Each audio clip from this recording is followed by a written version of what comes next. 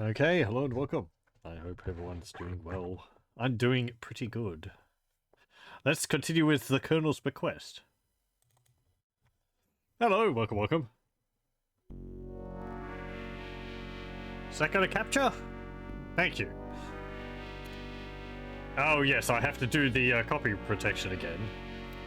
One moment. Let's see.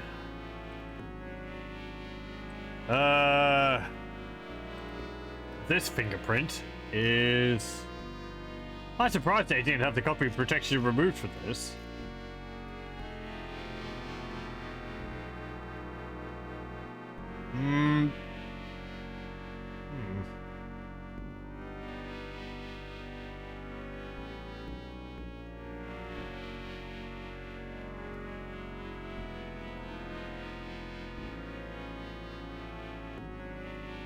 That is, Colonel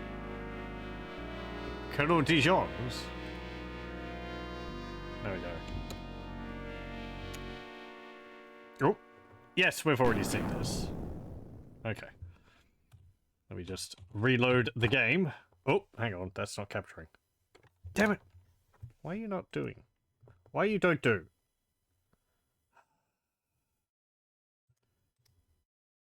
Yeah.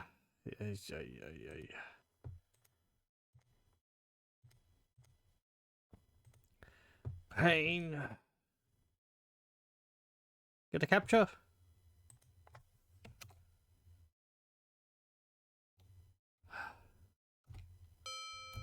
No? Okay. I'll just capture it that way, I guess. It was doing it alright last time. Let me just try again. Pardon for this. That is... Thank you. There we go. It's like it had the window, but not the right window. I don't know.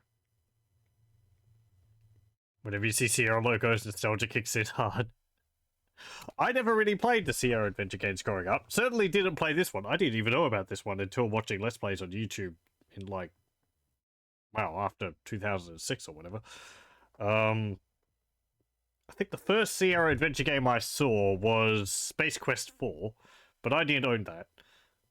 I did actually purchase Space Quest 2 at one point in the past. Soon after I saw Space Quest 4, thinking it would be the same. I at the time, I didn't realize how old Space Quest 2 was. So, I was a bit disappointed by it visually compared to Space Quest 4. But, yeah, I never really got too far in it. They were very difficult. I was much more of a LucasArts adventure game player in the day, so... I think save 15's the most recent one. Don't remember what's the time which we're at.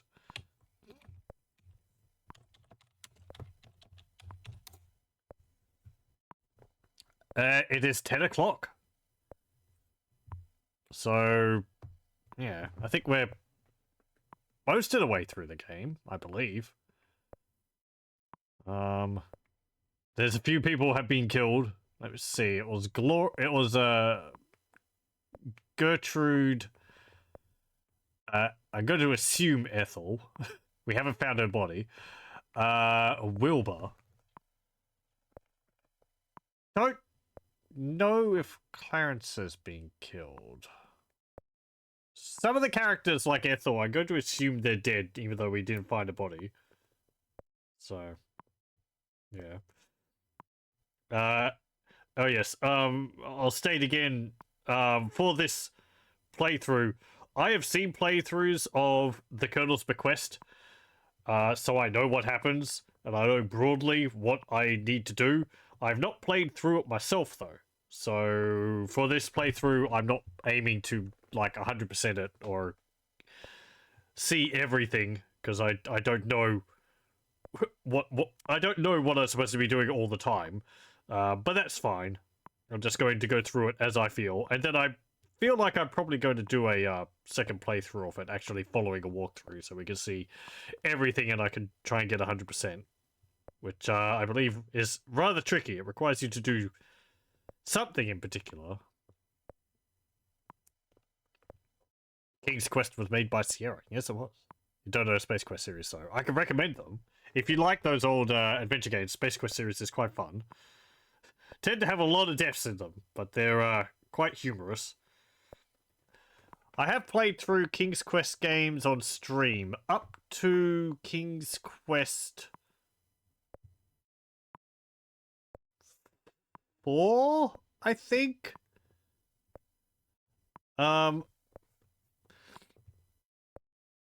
Oh, did I play King's Quest 5?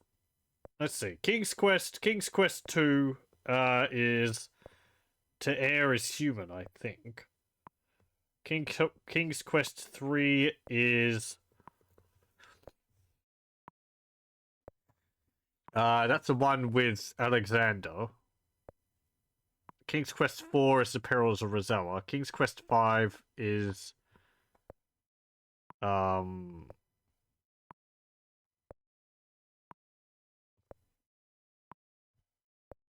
I've forgotten the name of it. It's like something but not forgotten, or something like that. No, hang on. Can't remember. Anyway. I might have King's Quest 2's subtitle mixed up. Anyway. Okay. Let's see. What's my inventory looking like? We have a monocle, an oil can, poker, crowbar, notebook and pencil, 6 crackers, brass key, a crank, a cane, and a handkerchief. So we used the crane on the bell after oiling it, and we got the crank from that. And I thought the crank was used on the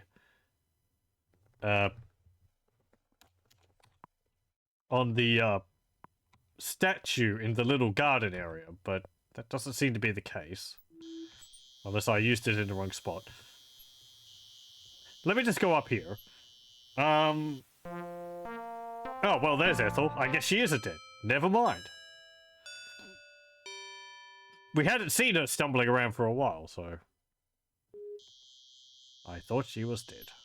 But nope, there she goes.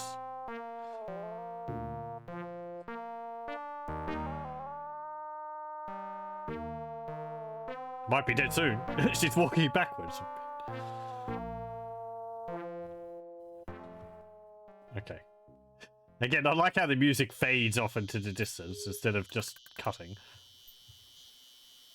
Can I go visit Silly? Oh yeah, she's actually outside now. I can ask you about things.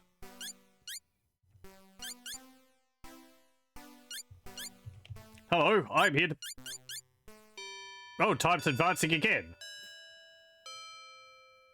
And here's Clarence, so he's not dead. There he goes.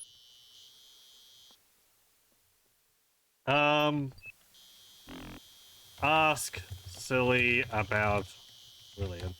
Don't want to talk about her. Okay. Ask Silly about Audrey. I ain't got nothing to say about him. Ask Silly about Jeeves. He's only in the butler. Yeah. Tell Silly about... oh, what was her name? Gertrude. It's just a swamper playing tricks on you, I'm sure. Yeah, sure. Tell Silly about Henri. Ah, not Herney. Tell Silly about Wilbur. Oh, I'm sure you're just seeing things. This place don't do that to a person. Okay. Tell Silly about Ethel? Don't want to know about her. Tell Silly about dog. Don't bother the old dog. People really aren't that very friendly. Don't care about the horse.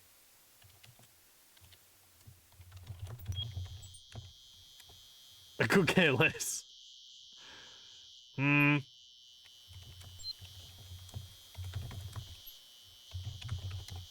Don't pay attention to him. Don't want to talk about him. Don't know nothing about him. Don't pay no attention to her. Go, silly crank. Hanky. Don't look familiar to me. Crackers.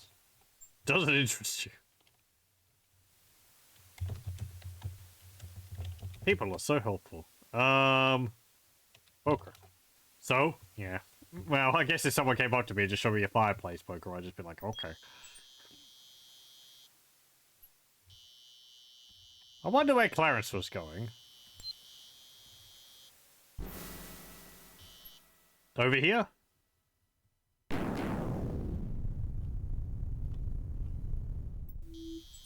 This is where I thought the crank was used.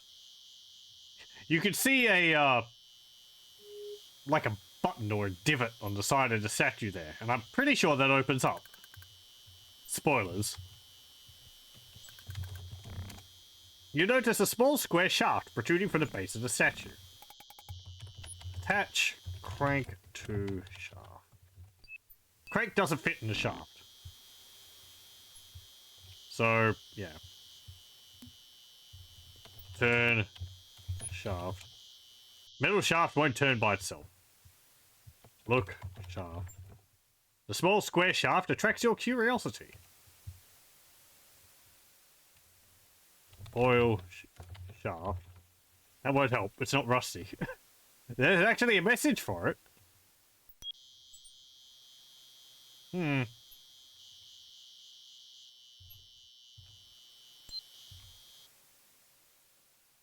hello. Well, here's someone. What's this? Gloria is lying very still upon the gazebo floor.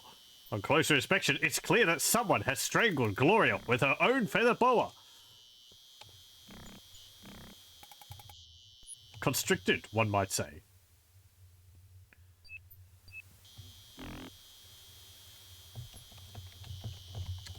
It appears that Gloria was strangled with her own feather boa.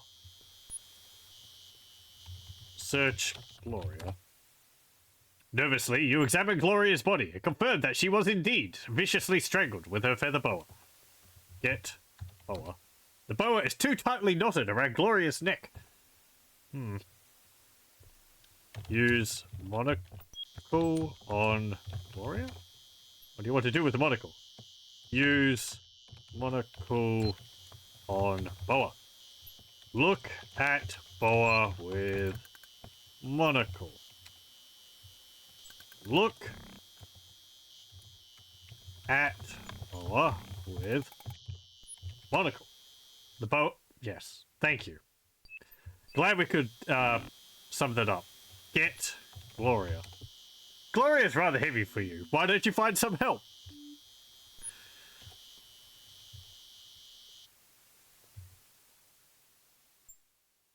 Yes, yes, yes. She's still there? Nope, she's not there now.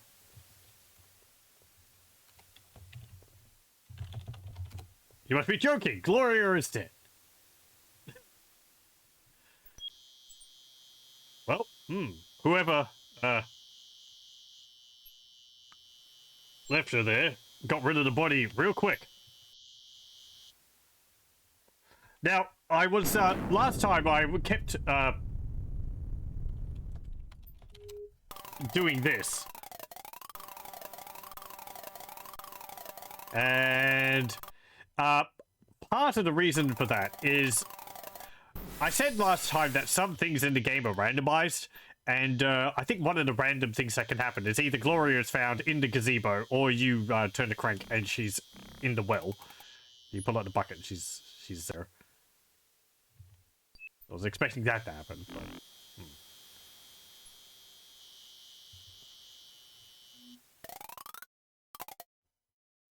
Hello, it's Fifi. I should probably go find Rudy, shouldn't I? It's his sister.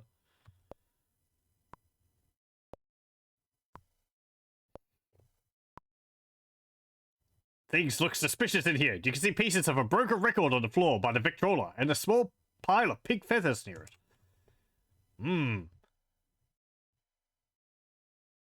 There was pig feathers in one of the other rooms as well, which pretty much means that Gloria was in other rooms, but look, floor. There are pieces of a broken record, a small pile of pig feathers, and some mud spots on the floor. Look, feathers. The small pile of pig feathers look terribly suspicious. Could they have come from Gloria's feather boa? Use look at feathers with monocle. Yeah.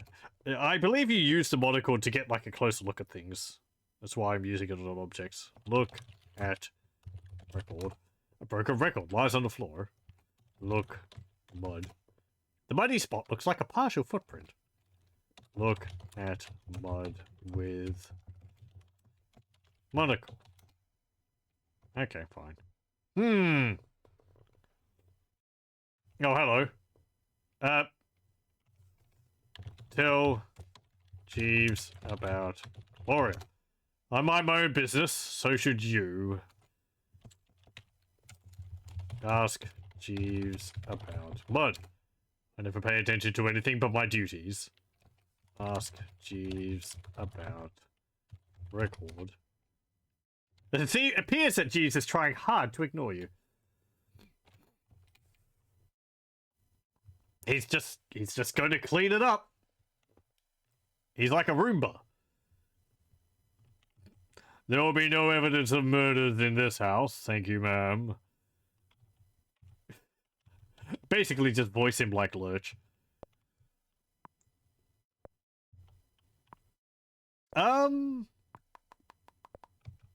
What else? I think Rudy's bedroom was upstairs.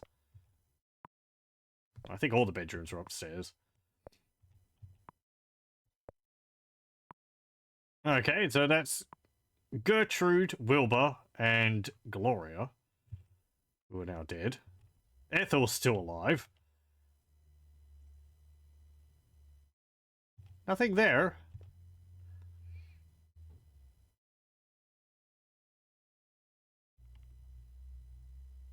Nothing changed in here.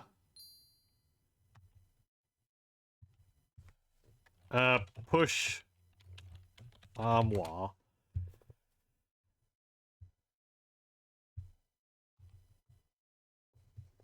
Okay. There's something in one of these which I remember is here, but it's the reason why I keep looking at the floor.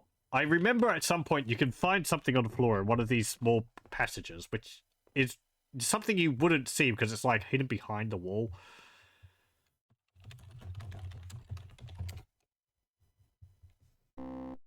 Nothing interesting. Gertie and Gloria's room. Recently vacated room, I guess. See the Colonel sitting in his room. Yep, he's just sitting there.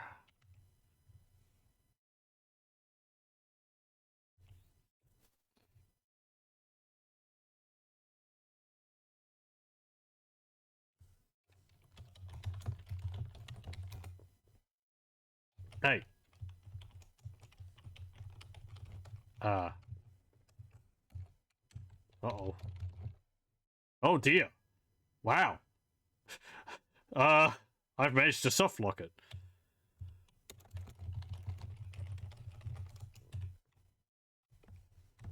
Oops. How the heck did that happen? Okay, well. Anything going on in here? Ooh, actually, there is the, apparently the murder has already taken place. There is the stuff on the floor.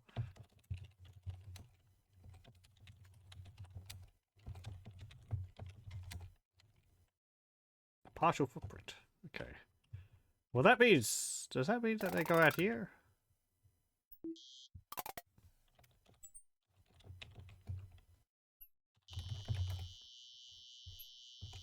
No. Just that there's mud.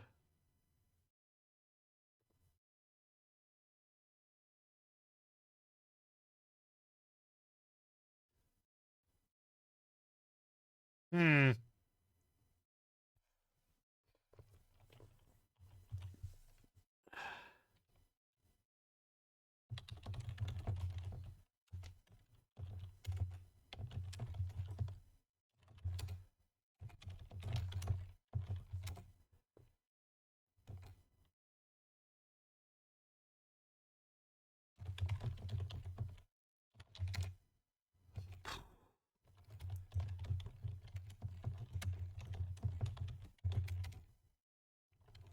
I mean, I guess if there was something in it, you would be able to see it.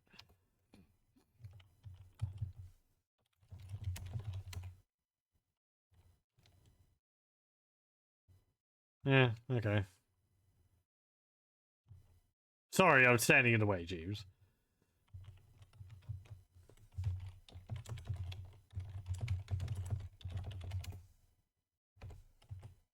Okay, fine.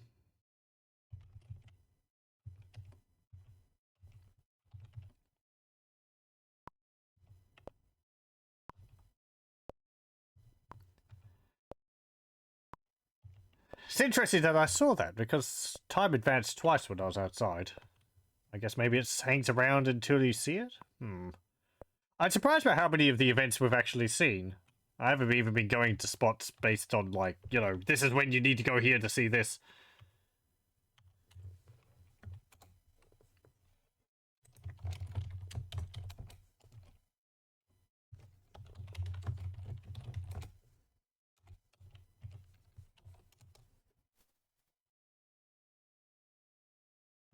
Oh, hello. There we go. Someone dropped an old cigar butt on the floor. You bend over and pick up the small cigar butt. Hmm.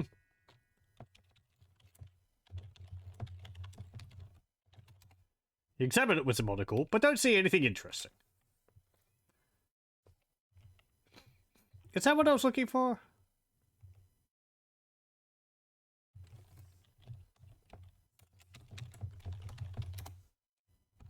Yeah.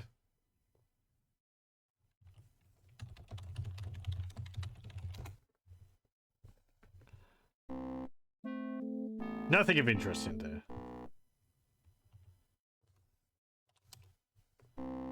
Nothing of interest in your room.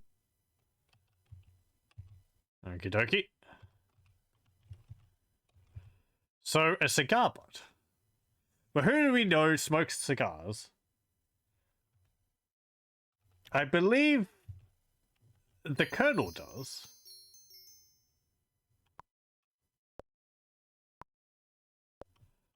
He's actually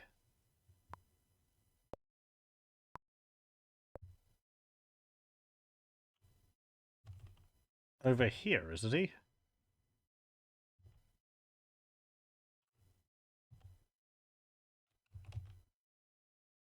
Yeah, there he is.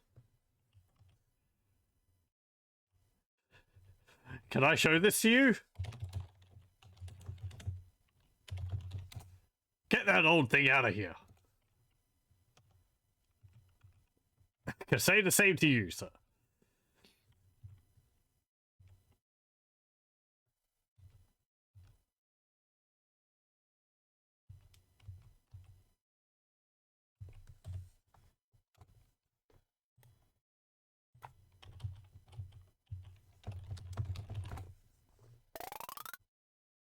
It's just an empty closet. Okay. Still just an empty closet. Hmm.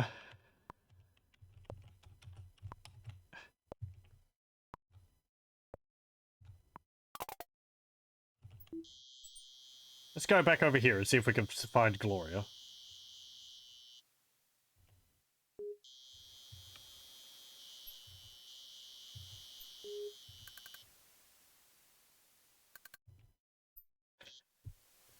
Let me see if she's actually in here this time.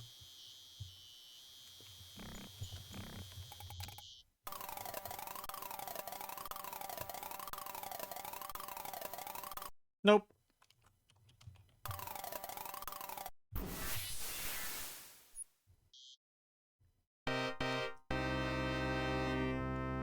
Dun dun. Interestingly enough, she doesn't actually have crosses on her eyes in here. Gertrude did.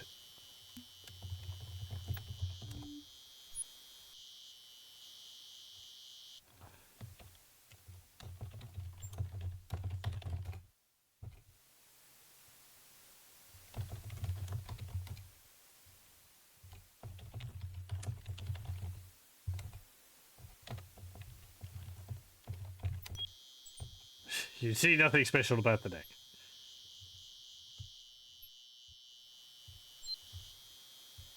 Okay.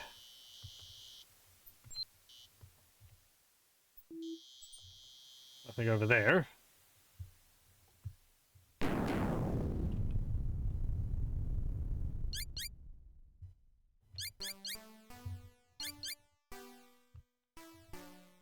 Didn't I tell you about Gloria?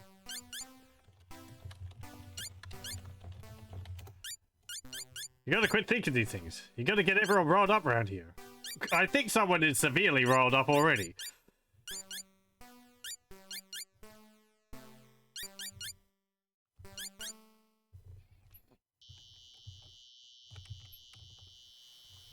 Let's go down into the cellar. You try opening the cellar door, but alas, it is locked. Oh, it was open before. Do I have keys?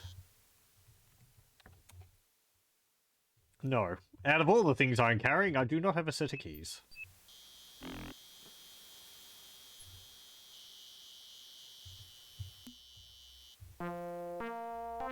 Hello.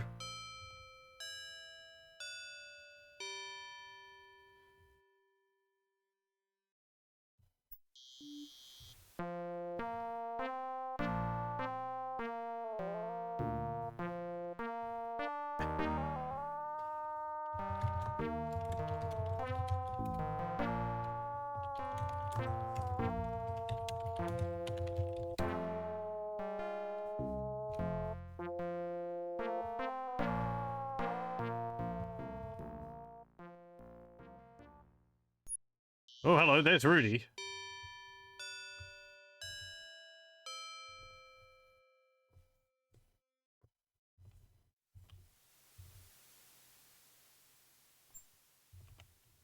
I wonder where he is going. Oh. Well. Anything in here?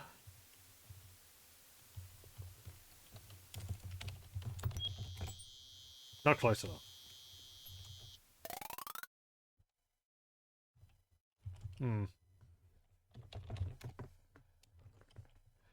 Yeah. Nothing in here.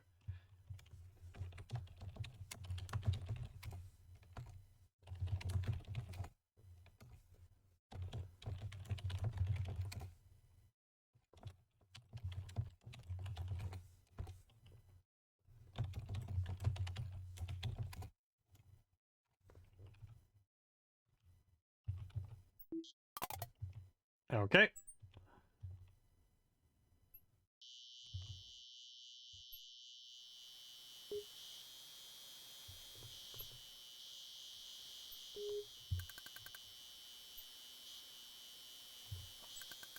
Anyone in here? Nope.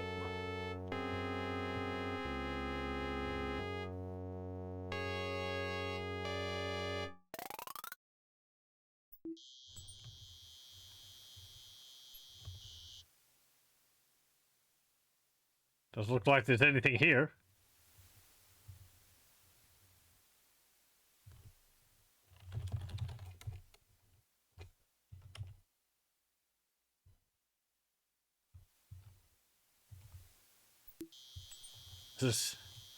There's nobody recently dead. Wilbur was in here. But he's not here now.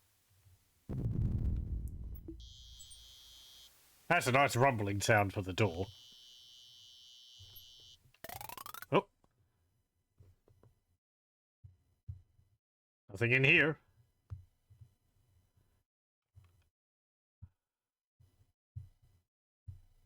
What do you use the crowbar for?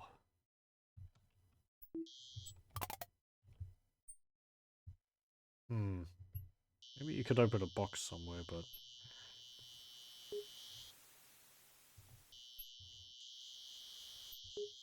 Let's go back up into the attic. For reasons.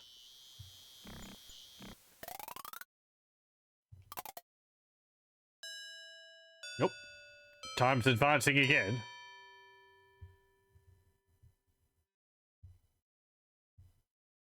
What an interesting collection of weapons Uncle Henri has. I wonder. Oh, Lillian's here. Oh, Laura, you startled me. Oh.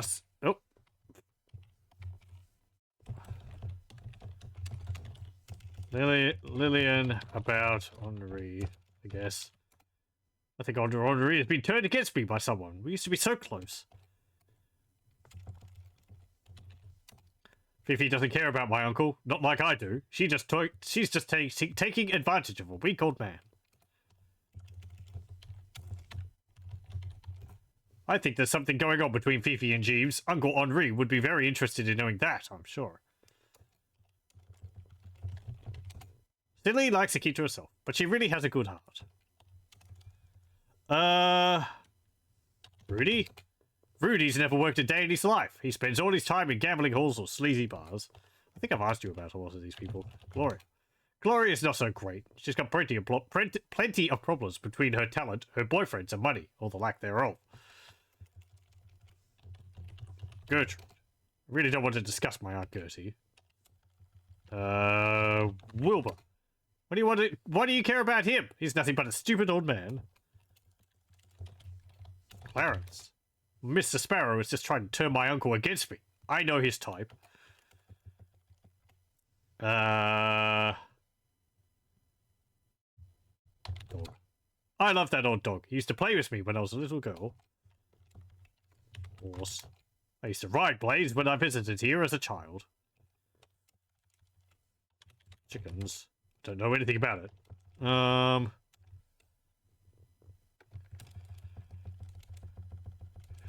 Show Lillian Yankee. Looks familiar. Crank? So it's just an old crank. Cigar. Yep, that's one of Uncle Henri's cigars. Why does it matter? Well, thank you for the clarification. Okay, so a cigar dropped in one of the secret passages means that Henri is also, as well as apparently not necessarily needing a wheelchair all the time, has also been used in the secret passages.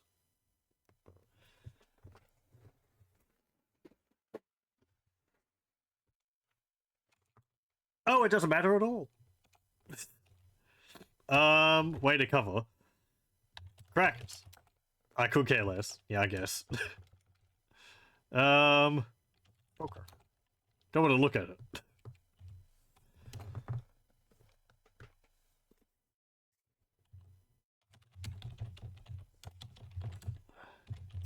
So, yeah, I guess it's just a key.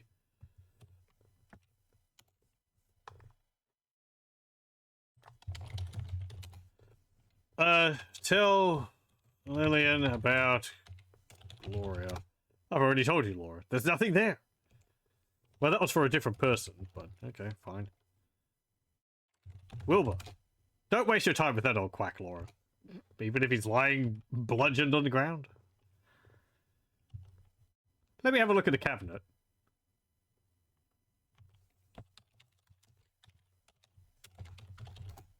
Stay out of there, Laura. Those weapons belong to my uncle. Okay, fine.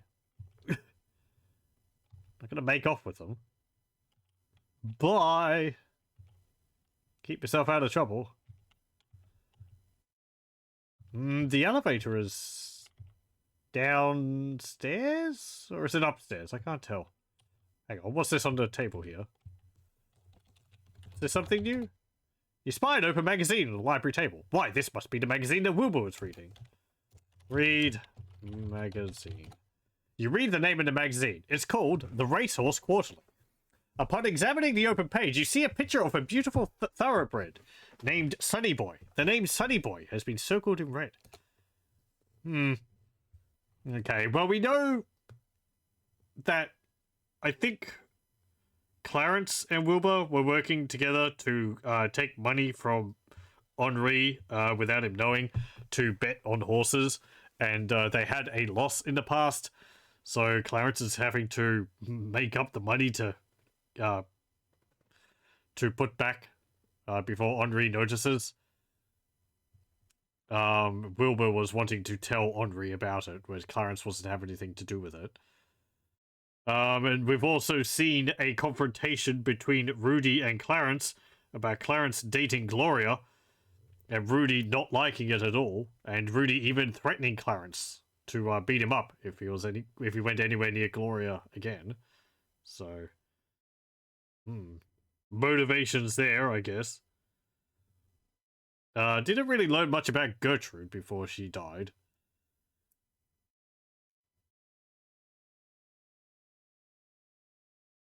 I guess Clarence maybe could have killed Wilbur before he told Henri about their dealings, but seems a little extreme.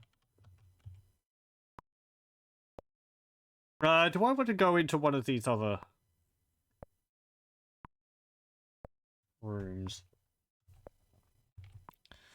Let me have a look. Push clock.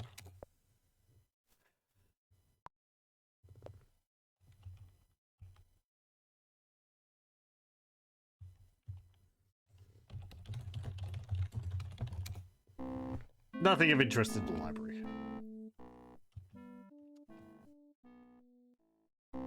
Nothing of interest in the billiard room.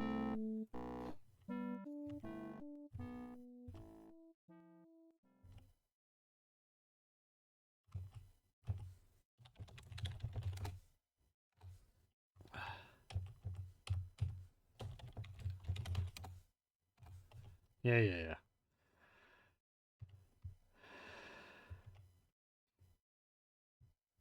I might have actually found the object was that cigar butt.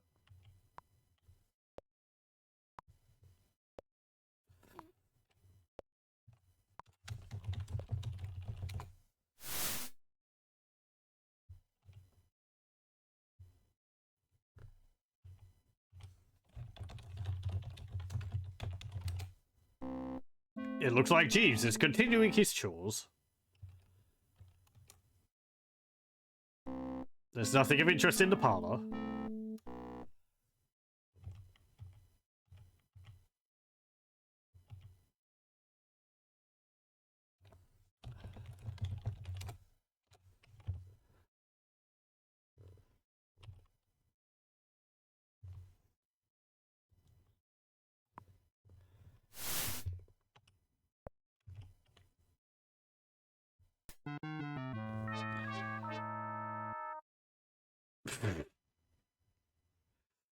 Oh, hello. No, they've got something going on between them.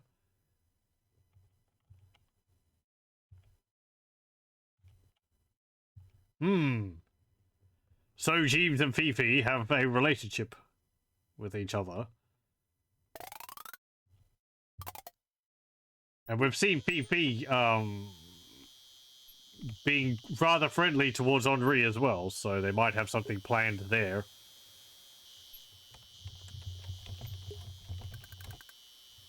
It is locked. Use brass key on cellar door. Unlock door. Don't have the key. Okay.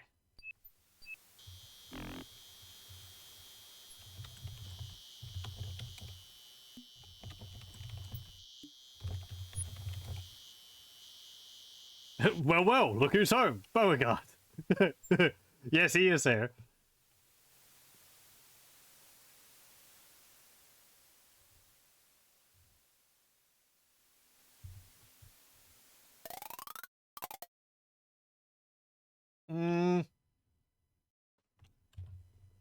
I wonder if giving the parrot any more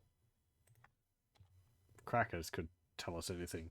Give cracker to parrot. Up, up, up. What? I'll teach her. What? She can't break up with me. Hmm. That's probably Clarence.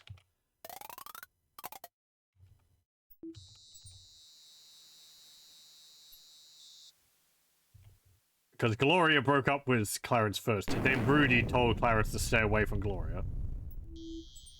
Nothing going on here. Right, the attic. Let's go over there.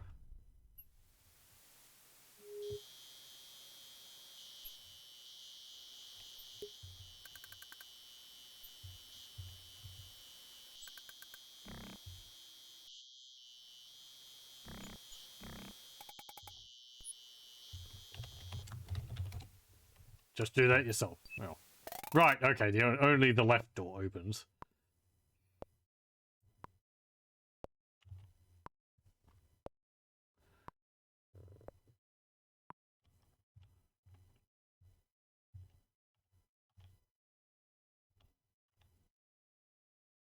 Hello? Anything going on in here? Nope.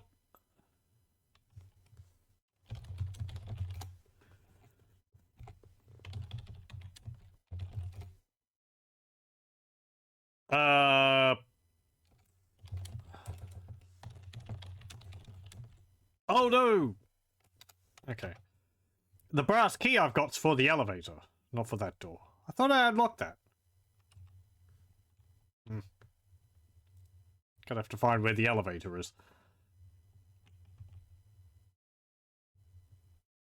Well, it's not here. Now it's downstairs. That depends whether Henri's in the library or not. Because we can't use it when someone's there.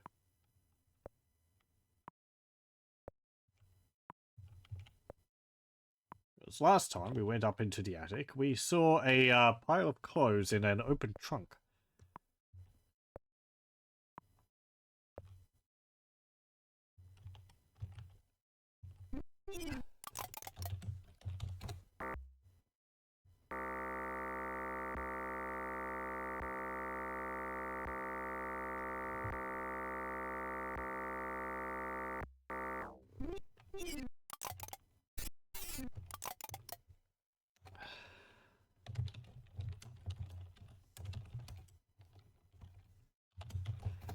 I don't know where Henri goes. He just sort of appears and disappears every now and then.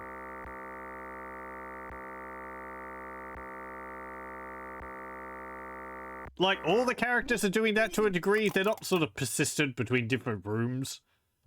But they have more sort of believable schedules, whereas Henri just sort of appears and disappears in either the library or his bedroom.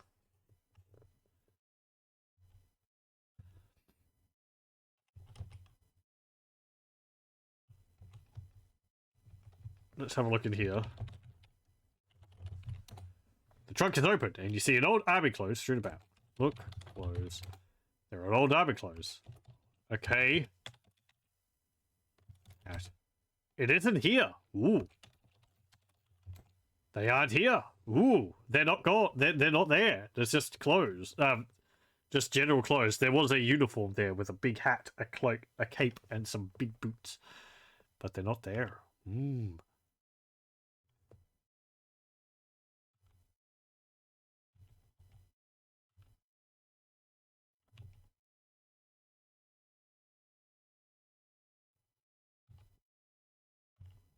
Here's the door. Look. Door. Open door. Unlock door. Okay. I guess it's just a latch.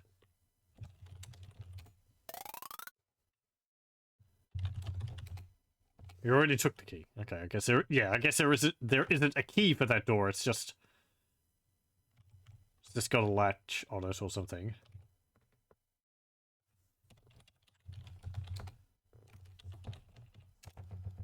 Look. Table. 2 glasses sit at a table near a cognac decanter. Looks like fine cognac. You don't care for liquor, remember? Yeah.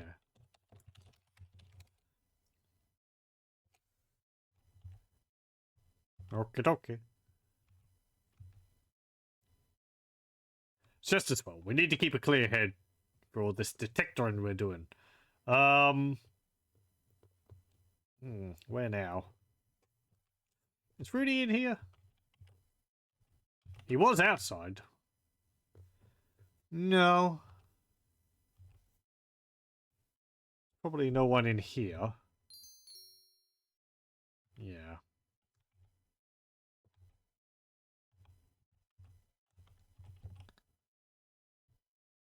But the elevator's managed to get its way down here, which is interesting.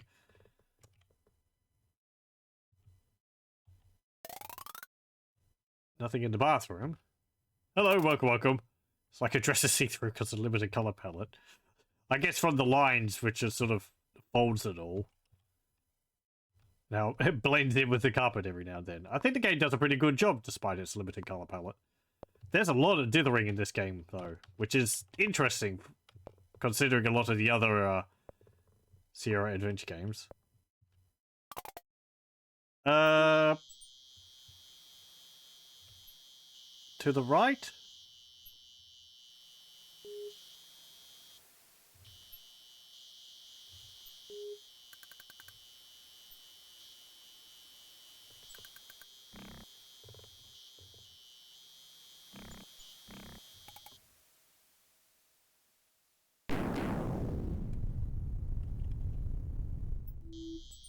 Nothing here still. Nothing there. Da-da-da.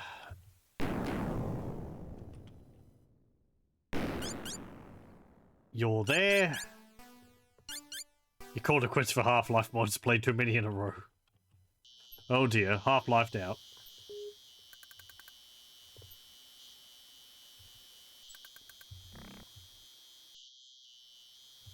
Everything looks peaceful in the garden.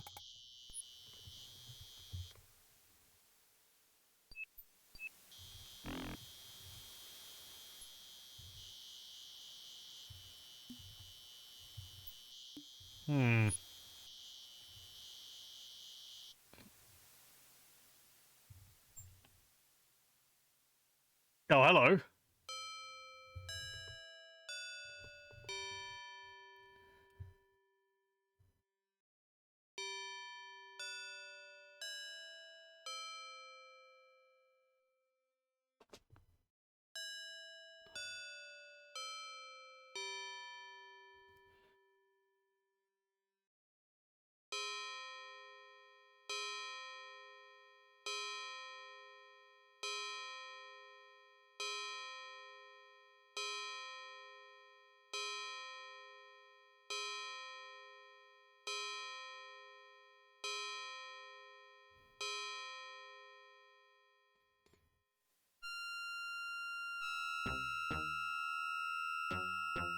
Get out of my sight, jerk! No, you get out of my sight! Why, you little pipsqueak! Don't mess with me, bud. Just stay out of my way. You ain't heard the last of me, Rudy. I'll get you for this.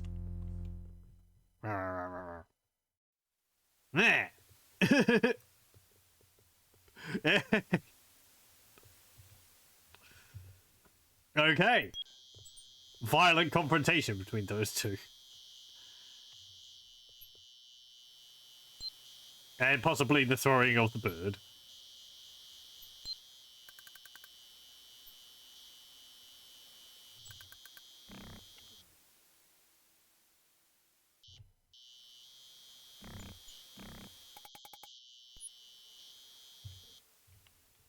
You can recommend field intensity and delta particles, both about 8 hours long and rather high quality. Field intensity is an alternative opposing force timeline during the same events. Right. I remember I played one a while back, which was like a story going on at the same time. You played as a janitor during the events of Half-Life 1. I got it off one of the CDs I have. I don't remember what the name of it was, though. That was pretty good. Wasn't very long, though.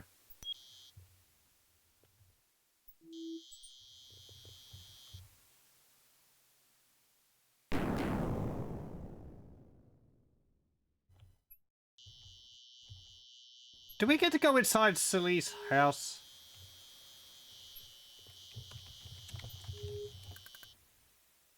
Just a second. What do you want, Missy? Ask about... I don't know, Rudy. You got... Okay. Man. People really just aren't friendly.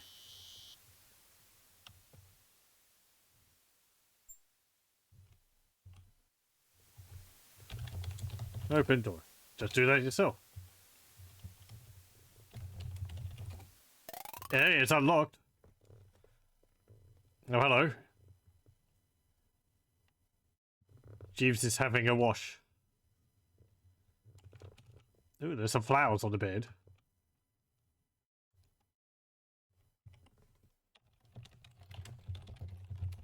You notice a lovely bouquet of flowers on Jeeves' bed. You have a feeling you know who will be the recipient of these flowers.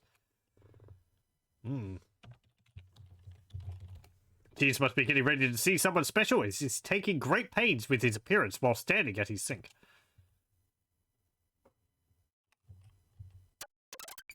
Okay.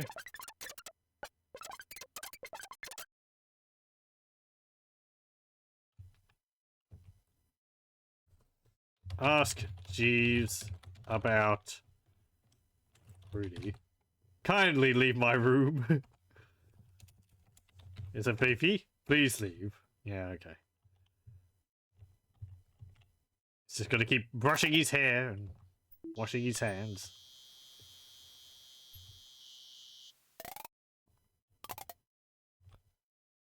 You think it was called Case Closed?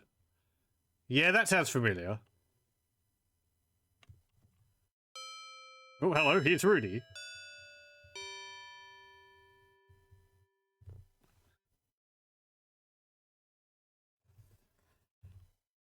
He's having a, not quite a midnight snack. Rudy is enjoying a cup of coffee and a piece of pie. Look, pie. Look, coffee. Ask Rudy about Lillian. Lillian's touched, if you know what I mean. I don't think you know the complete story about her, do you? No, I don't think I do. Ask Rudy about Henri. Yeah, I guess he's getting pretty old. We expect him to kick the bucket pretty soon. I'll sure miss the old guy. Ask Rudy about Clarence. That old rat doesn't even have to wait for my uncle to die. I bet he's stolen half his money already.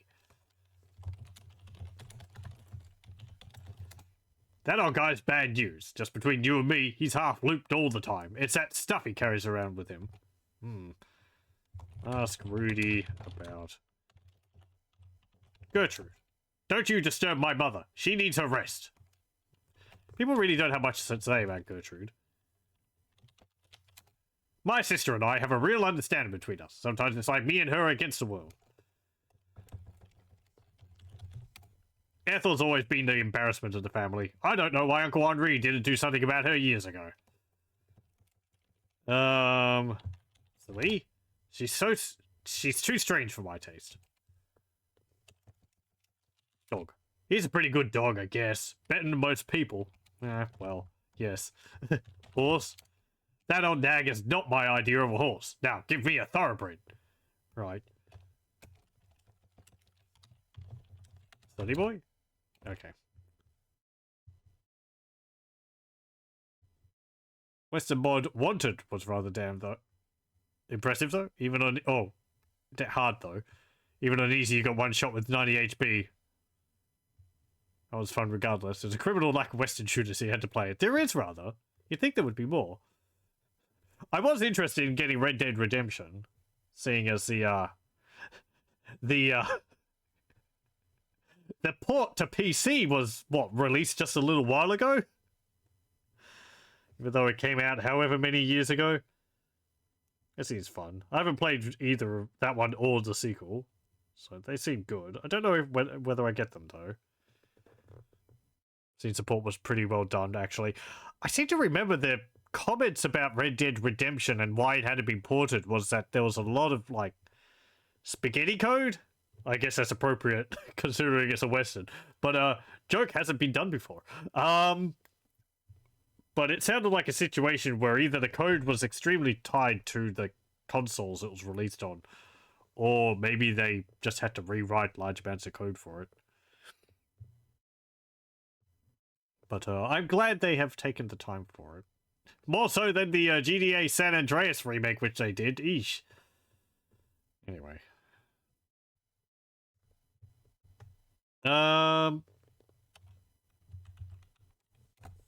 One thing I've been concerned about in this game is that it does say, you know, you can ask people about different things, but you don't necessarily want to tell people about everything. But I don't... In the playthroughs I've watched, I don't know if there's any downsides to telling characters about things. Maybe it affects how they react to you? I seem to remember Celie and other people's playthroughs being a lot more friendly to you, but maybe I bugged people with questions too much and they're not friendly with me, but I don't know. If that's a mechanic, it's neat, but tell Rudy about Clarence. He's nothing but a scoundrel. He'll get his one of these days. Wilbur. I could care less what happens to an old charlatan. Unfortunately, he's probably just asleep. Yeah, with a huge hole in his head. Ethel. Aunt Ethel's always be wacky. Just ignore her. Gloria. You won't get me to fall for one of your stories this time. Yeah, I guess because I told you about Gertrude. You're less willing to believe me this time. Lillian? I don't want to talk about my wacky cousin. Everyone's just so wacky. Dog. He's just an old hound dog. Horse. I don't pay any attention to an old horse.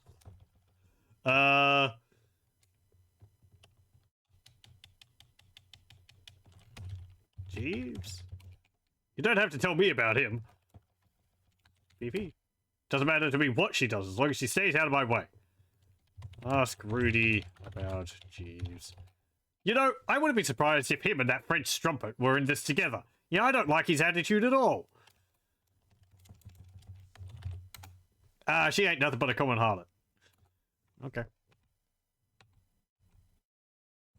I'll let you enjoy your coffee and pie, sir.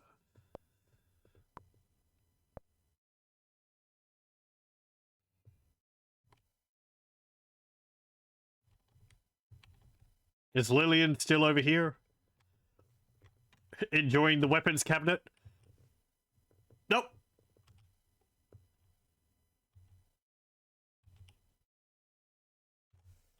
Oh, hello, there's a figure outside. Look in cabinet.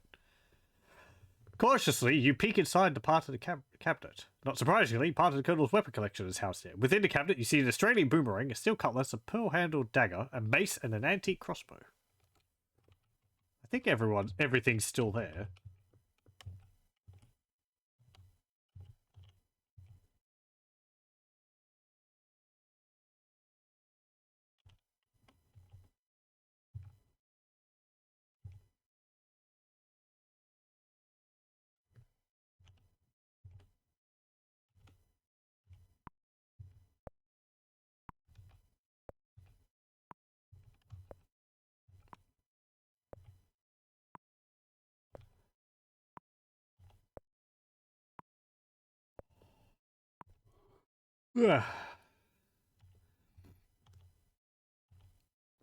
I'm gonna guess that the clothes are still missing from the trunk. Hello. Oh. Oh my. How scandalous. Well, I mean, we are breaking into someone's room. Do you even have a door?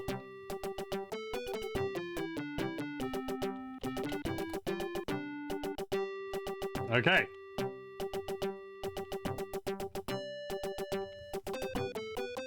Ask PP about Jeeves. Most of the time, I feel that he's the only one who understands me. Ask PP about Rudy. You fear him, okay? Henri. Not really a mean man. Okay.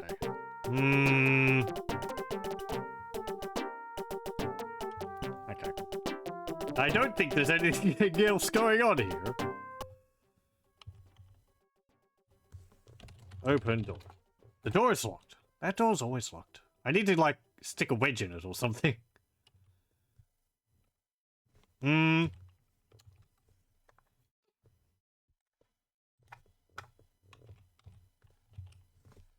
Open door. Nothing in there. Nothing in here.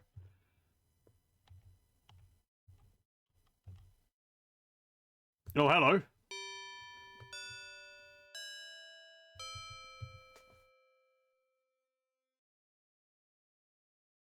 But Uncle Henri, I don't understand how you could... Laura, what are you doing in here? Okay, I'm leaving. Push. Armoire.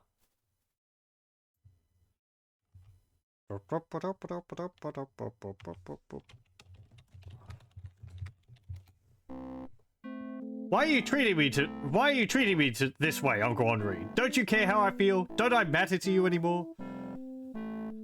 You matter to me the same way everyone else does. No more, no less. But I don't understand it. I thought I was special. I thought you cared for me more than for Gloria or Rudy or any of the others. You're right. You thought that. You were wrong. What about when I used to come and visit you? You were like a father to me. How can you be like this now? I'm afraid you misunderstood a lot of things, Lillian. I was just trying to help my sister, that's all. To me, you were just her insecure, whiny kid. Oh, man. I won't hear any more of this. You're lying to me, Uncle Henri. Someone's behind this, I just know it. And I intend to find out who it is. Au revoir, Uncle Henri.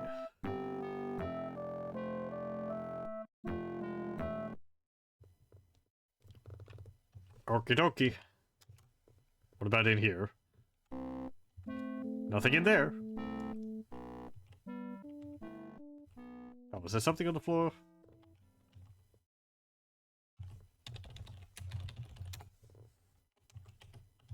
Okay.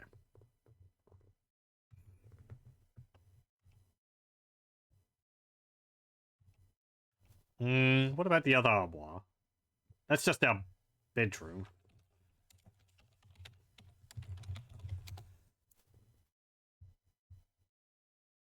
You notice a faint aroma of perfume.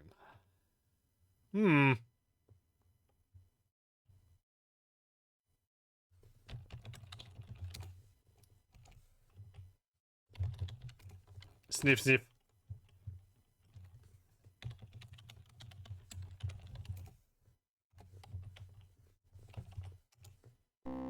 Nothing of interest in your room.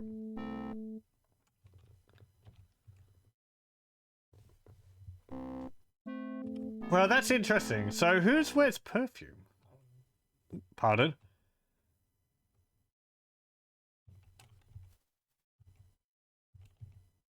I guess Fifi would have perfume on.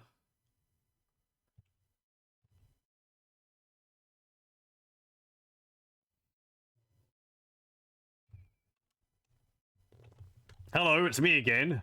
I left you when you seemed like you were busy.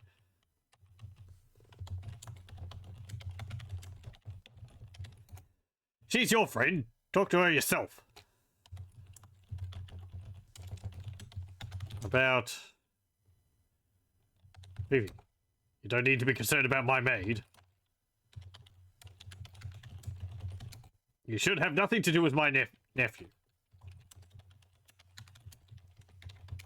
Go bother Jeeves. Go find Silly. Pester her.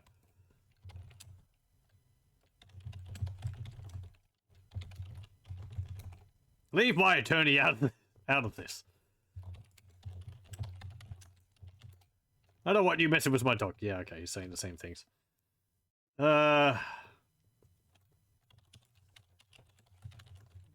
Gloria?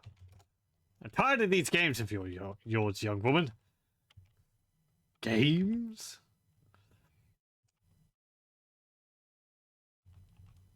What's the room behind his there? Oh, right, that was Wilbur's room.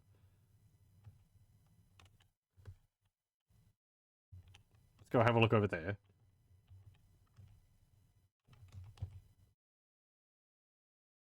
Hmm.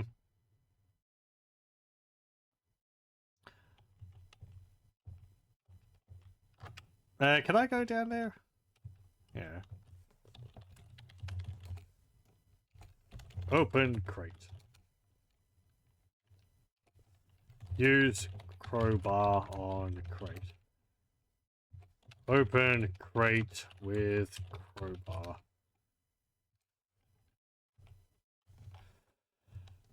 Okay, never mind.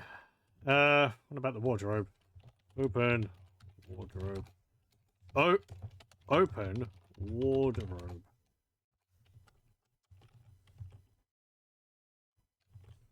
Raise bed. Oh, cool! You can actually fold the bed up. There's an animation for it too. Look, bed. The bed has been put away in the wall.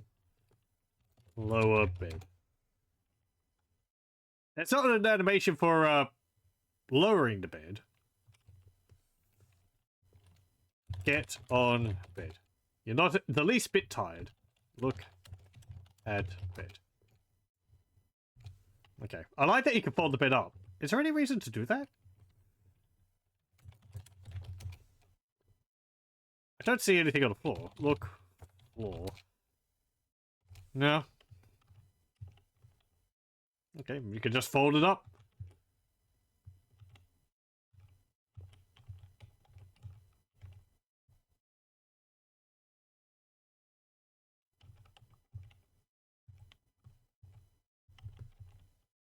Anything in the bathroom? Nope.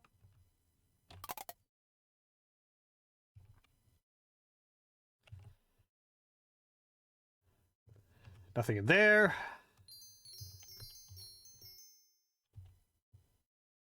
Anything changed over here? Oh, maybe he's still getting changed.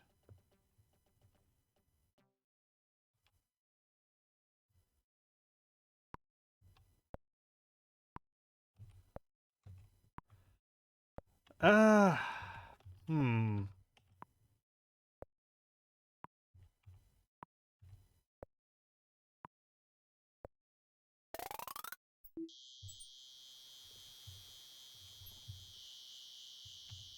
Oh, hello. This is dreadful. Poor Ethel has been hit over the head and killed. Something terrible is going on around here, and you suddenly feel a cold fear spreading ominously throughout your body. Yeah, 4 bodies in, and we're starting to get a little concerned. Looks like Ethel was hit fatally on the head with a heavy, blunt instrument. You fearfully search Ethel's body and find that she was indeed killed by a terrible hit in the head.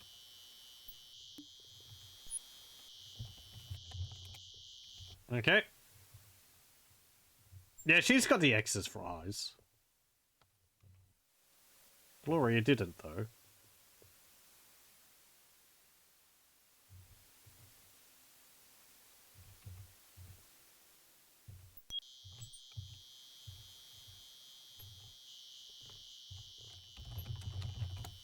Anything else in here? Nope.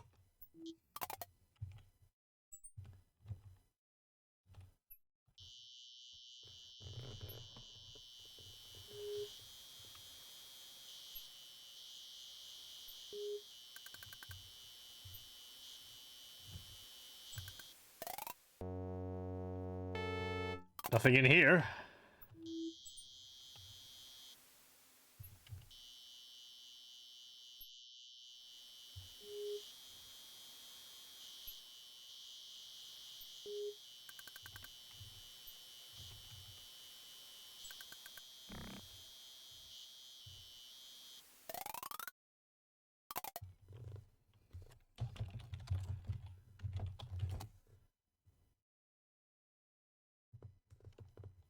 Okay. I think everything's in there.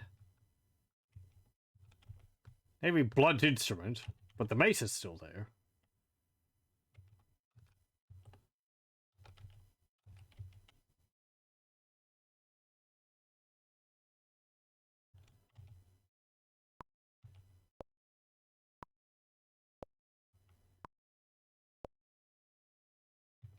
Rudy's still eating pie.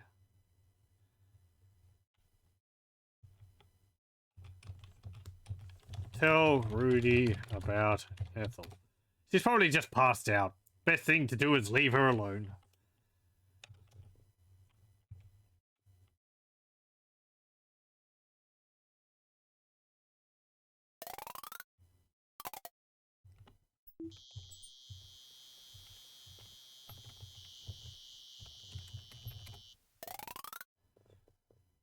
Jeeves is still getting ready. Is there anything else we can do in here?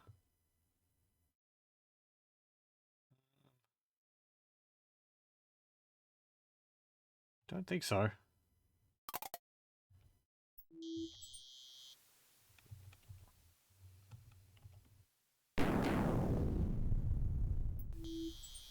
Hmm.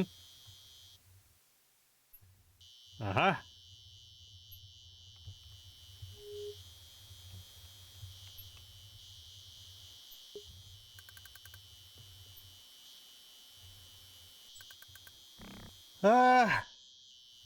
Where would we go? In here, maybe? I haven't seen Clarence for a little bit. Oh, there he is.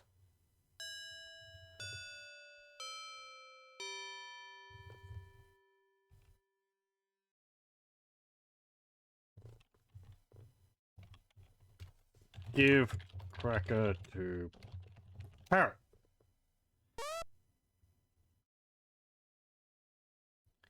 Jeeves, kiss me again. Oh, Parrot.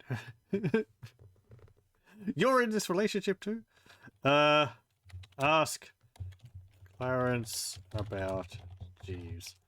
I always wondered about Jeeves. I'm never sure what he's up to. Watch out for that guy. He's trouble wherever he goes. I happen to know he has too many gambling debts. One of these days he'll get what's coming to him. Like you do? Wilbur's an incompetent old fool. If you ask me, I think he tastes his own wares too much. Colonel Dijon's always been eccentric, but lately it seems he's starting to go a little wacky. You with the wackiness. Gloria's too influenced by her mother and Rudy. I don't know what to do about them. You should watch your step around, Lillian. I bet you're not aware of her past problems. Oh, Celine's alright. She pretty much keeps to herself. She practices some strange religious rites, though.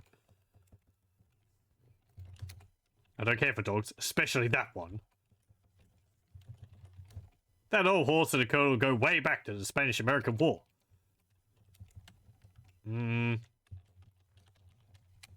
Gertie's always been a prying old biddy, always butting her nose in where it doesn't belong.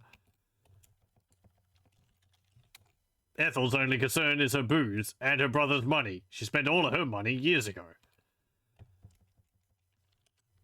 I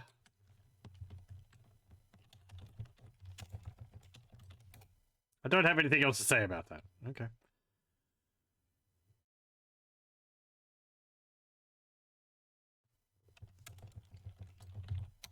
Fifi tries to act nice and innocent, but she's really nothing but a lousy gold digger. That bird makes too much noise.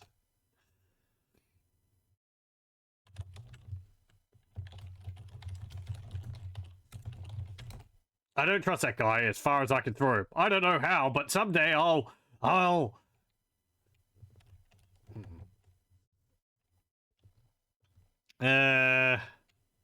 Gloria. You're starting to go too far with these stories, young lady. Ethel. She's dead, alright. Dead drunk. I suggest you keep your imagination in check. You're upsetting the other guests. There's only, like, 3 other guests at the moment. You, Rudy, Lillian, myself. Yeah, that's it. Not that many. Best leave the old man alone. He doesn't cotton much to strangers.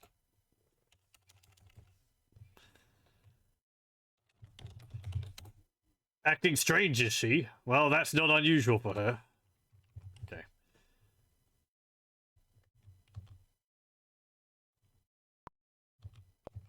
I do feel a bit like the tell command. I don't know what I'm telling them. I guess I'm sort of just telling them everything which I've seen up to that point regarding a character. So if you've seen them arguing, you're telling them about that. If you've seen them talking to other characters, you're telling them about that. Just sort of everything. It does feel a little catch-all sometimes.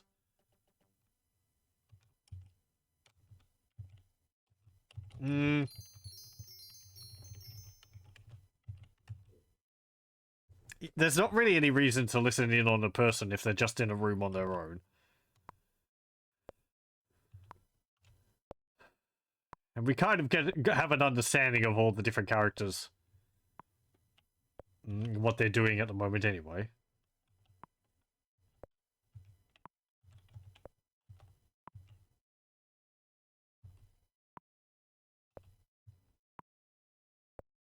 Jeeves is in the basement. Rudy's over there. Henri is upstairs in his bedroom.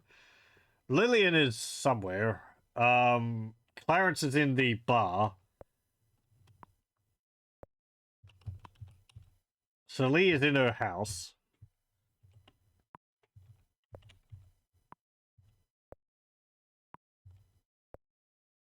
Guess we could go talk to her.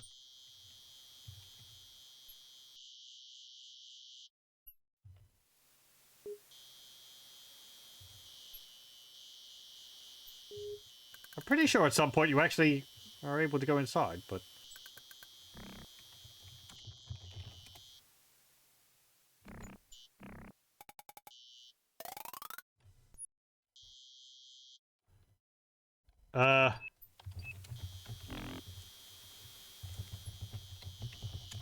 About...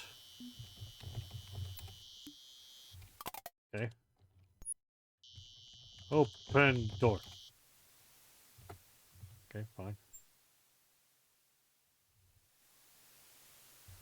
Do I have anything she'd want?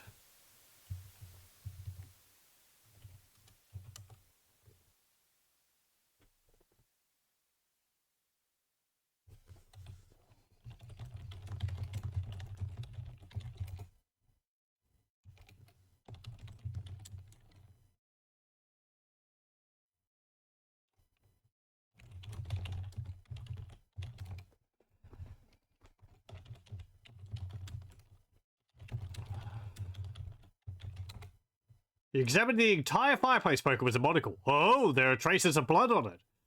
Okay, we found one of the potential murder weapons then.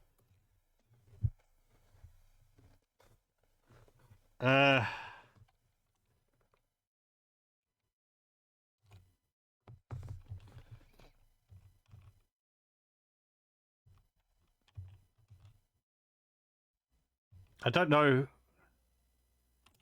When did we find the fireplace poker? Ethel's gone.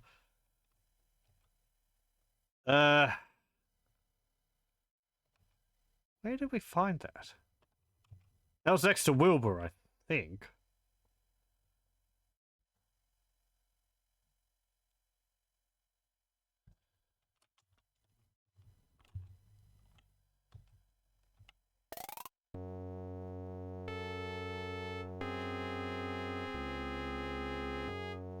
Is there anything else in here?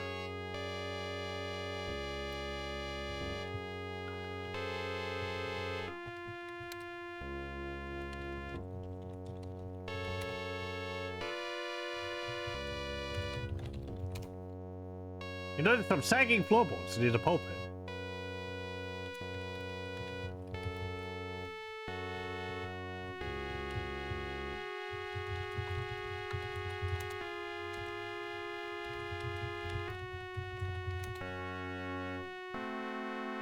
Though the floorboard is loose, you can't seem to budge it with your hands.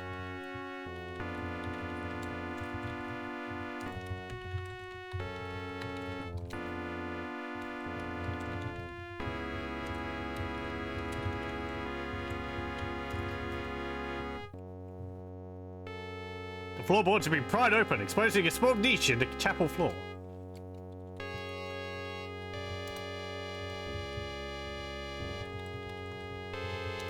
Inside the niche, you see an old leather-bound Bible.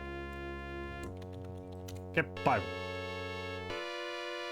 After removing the brittle old Bible from the opening in the floorboards, you carefully open it. Written inside the front cover, you see... Francois Pierre Crouton, born 1787, passed away 1832. Married Claudette Marie Tourt, 1815. Claudette Marie Crouton, born 1796, passed away 1856. Thomas Simon Crouton, born 1816.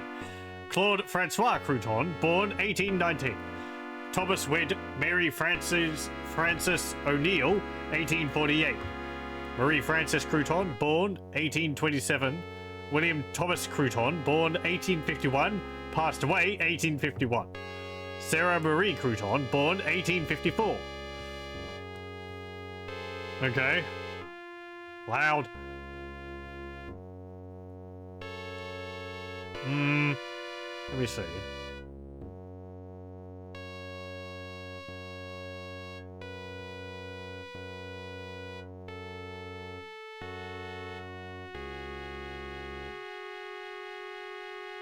I'm writing stuff down.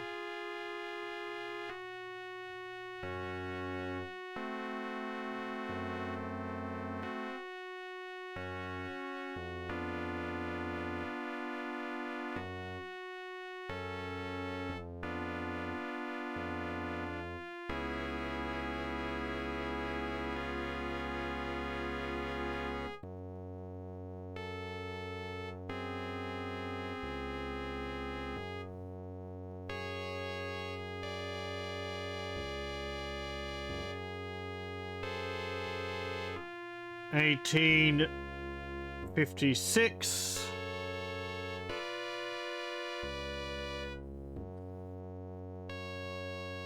Thomas 1816.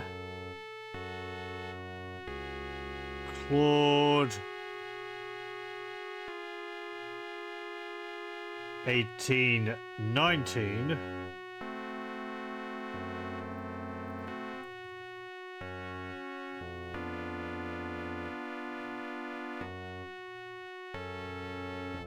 Thomas wed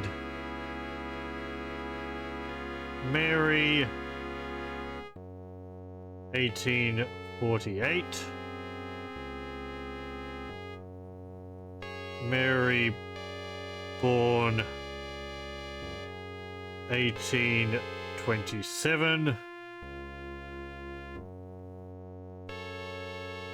William born 1851,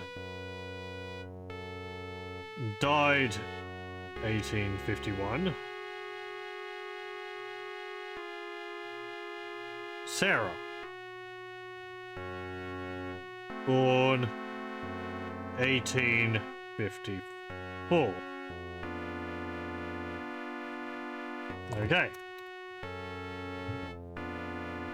Upon further searching through the old Bible, you notice a strange notation on the last page.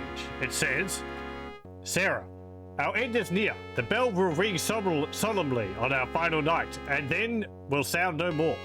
Sir Lancelot will forever salute us. Do not weep for us, my child. We will watch over you. We love you. Do not ever forget. Okay. We just note some details down of this.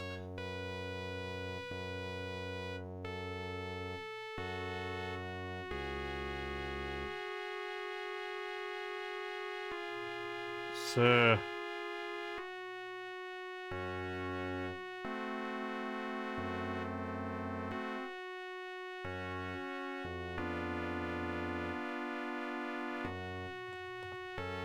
Okay.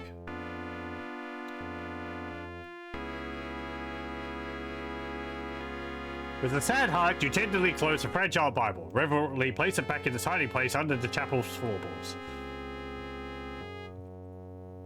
Okay, let's leave. Oosh, that music's overpowering. Well, that's a Crouton family tomb there, next to the Dijon one.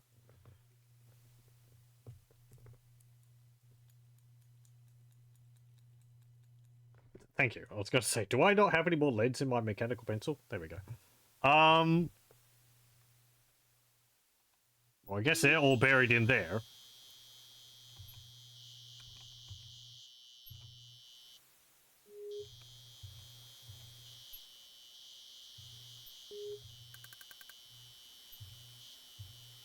Let me see. I think we've already done part of that with the bell there.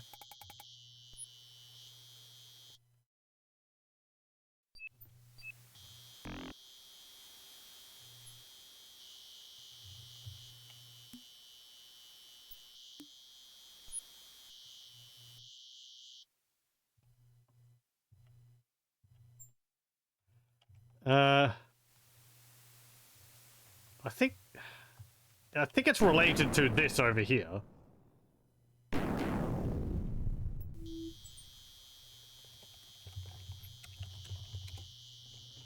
Maybe not.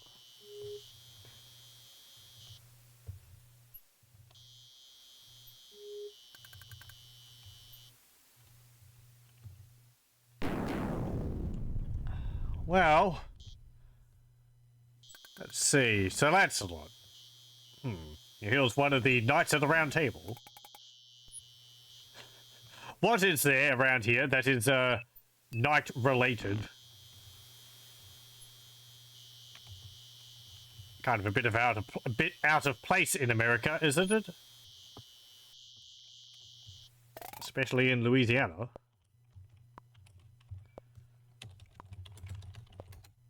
I thank you for accepting the English spelling of armor. A very old suit of armor with one gloved hand holding a battle axe stands beside the stairway. Open helmet. The joints of the armor are hopelessly rusted. You can't move any part of it. We've previously oiled the gauntlet, which ended up with us being completely bisected. Oil helmet.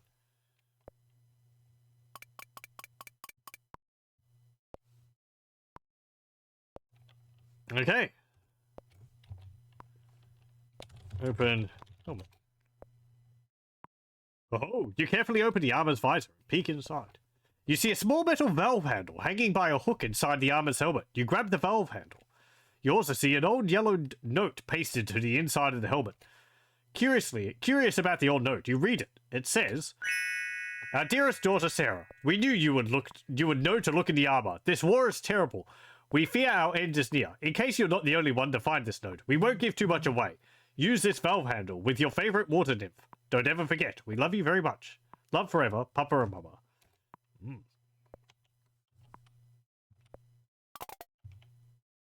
Mysteries. This is what I was looking for.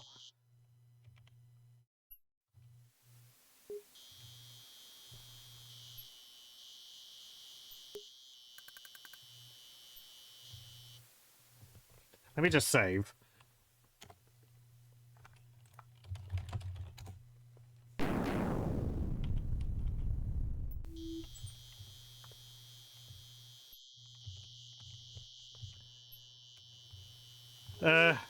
Use handle on shaft.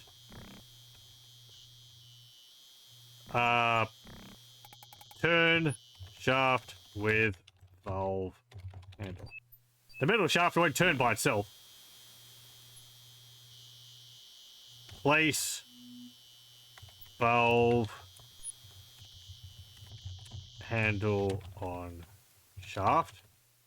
There we go. Thank you. The metal valve handle is now attached to the valve stem at the base of the statue. Turn handle. Upon turning the valve handle, you hear a click and a fountain comes to life.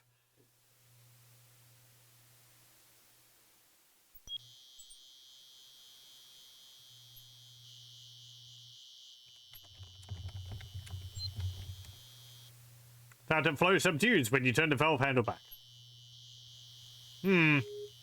Turn handle other way. Push valve handle. You don't have it. Look valve handle. You don't have it. Look shaft. Small square shaft attracts your curiosity. Turn valve handle. Look, fountain. The fountain sits forlornly in the center of the garden. Look. Nymph. A statue of a dancing nymph overlooks the fountain. There is a metal valve handle attached to the valve stem at the base of the statue. Well, I guess, yay, we can turn the fountain on. Push. Nymph. You're not close enough.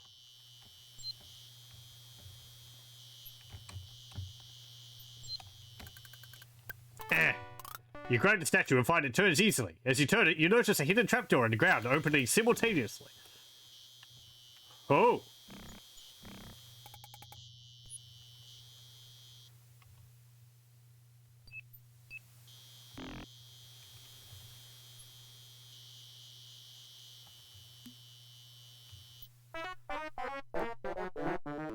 Oh. It's too dark. You can't see. Hey, look, dinosaur bones. Wop wop. I don't have any lights. Intermission. Pause.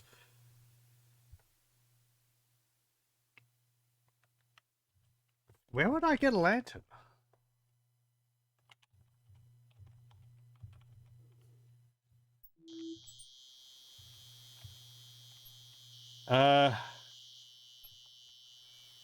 Knock on door.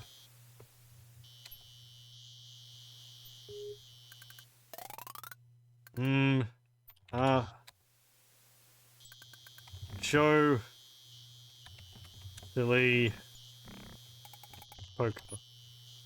Okay, fine. Bye.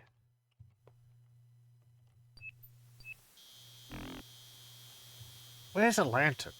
Or something. Some light which I can take. A portable one. Can't just wrench one off the walls. Is there a candle anywhere?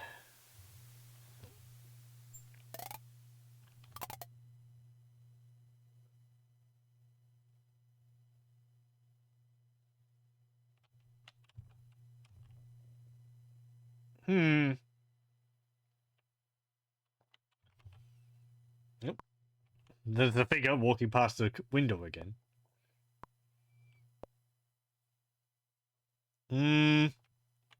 Wasn't anything in Wilbur's room.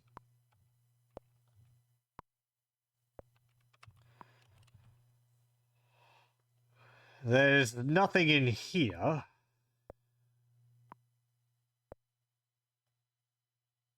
Nothing in here.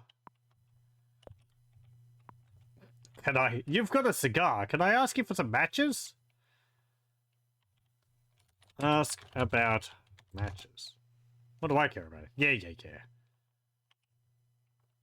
There's not any matches on the desk there. And I don't think, like, a single match is going to make that much of a difference.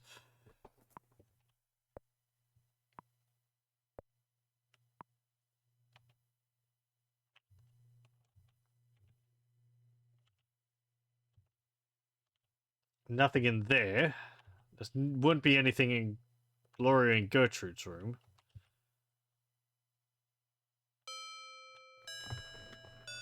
time advances again.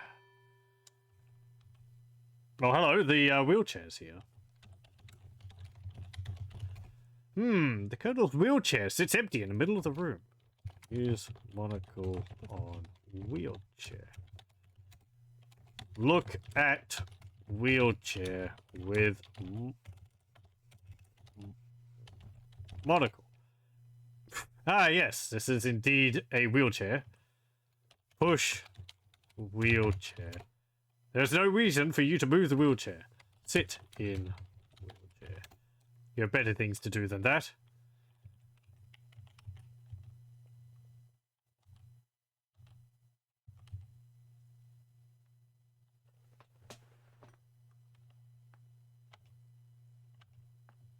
Oh, the wheelchair's not there now. And the elevator's gone down. Or it's gone up. I think the fire in the fireplace has been slowly shrinking as well over time.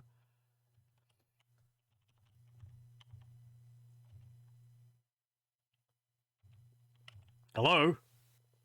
Shock horror. What is happening around here? You have discovered poor Fifi and Jeeves lying dead on the floor with their spilled drinks nearby. You don't like the look of this at all.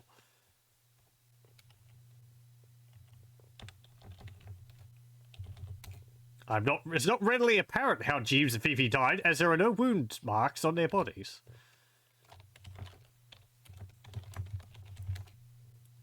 Well, I can have a guess. Look at glass. It appears that Fifi and Jeeves were drinking cognac when they died. Use... Oh, hold on.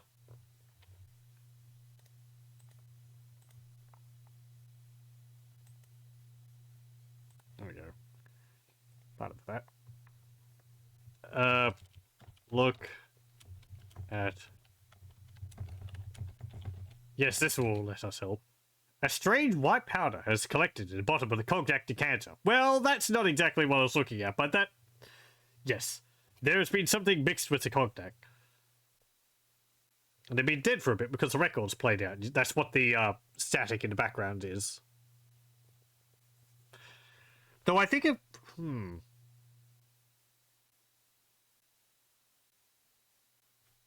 Yeah, I guess it's just skipping.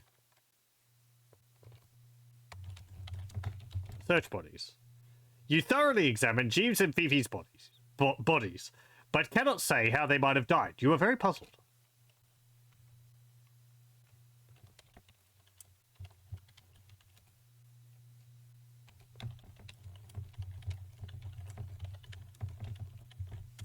We've already seen that.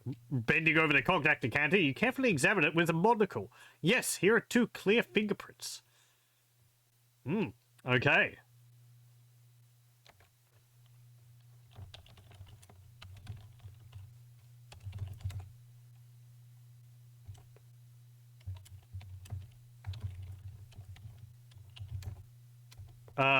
Use...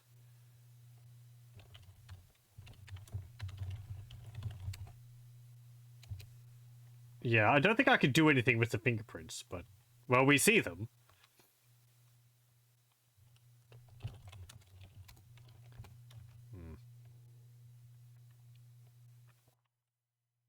Oh, there wasn't a, clock in... There wasn't a, lamp or something in there, was there?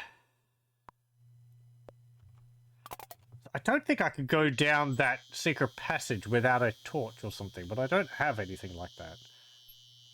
Was there something in the horses? Oh, there was the... There was the lamp there. But that was behind the horse. Ah! I think I know. Oh, hello.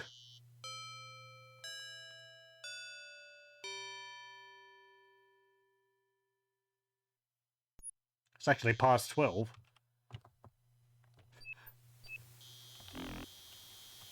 Rudy sits sullenly on the steps outside the Colonel's study, with old Beauregard accompanying him. Talk to Rudy. Ah, it's you again, is it? You should be up sleeping like everybody else. Yeah, sure. Have you checked the bedrooms? I don't want to talk about nothing right now. I've got some thinking to do.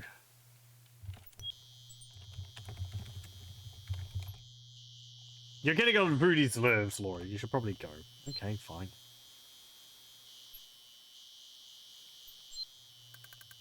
We need to go down here.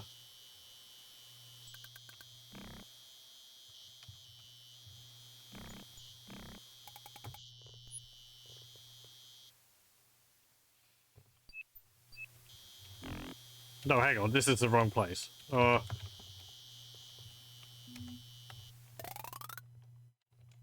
mean, yes, this is the wrong place, but just checking that there wasn't anything in there. Here we go. Here's the barn. So, last time I tried to get this lamp, we tried to go in the stable with Blades, but it gets spooked and kicks us. Get lamp with cane. You already took it. No, I didn't. Look at lantern. Get lantern with cane. You're not close enough. I'm pretty sure this is what we have to do.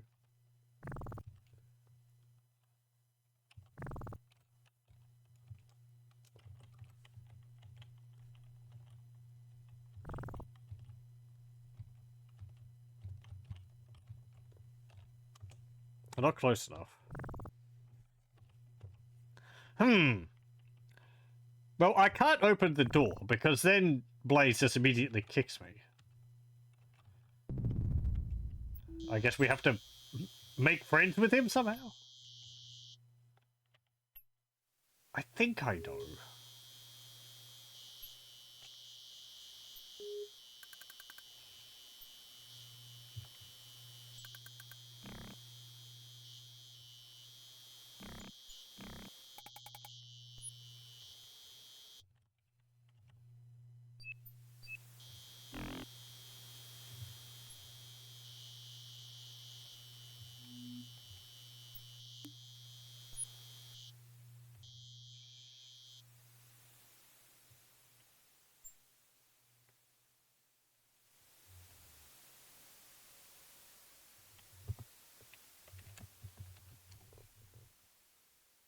Nope.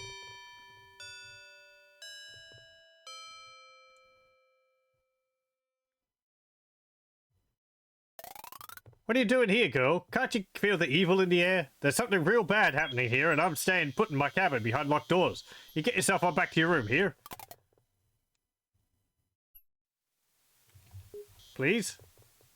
Go away! I'm not unlocking this door here, this here door anymore. Well. I think you have to get like a carrot or something from in there. It might have taken too long to do all that.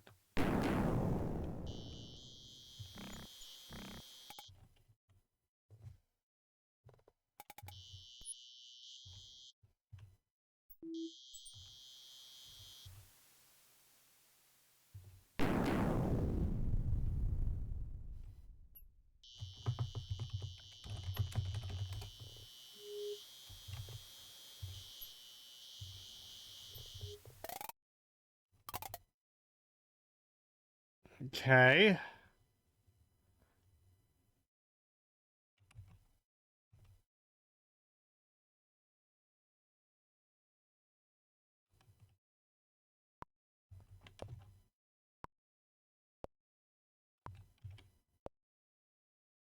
There's a glass here.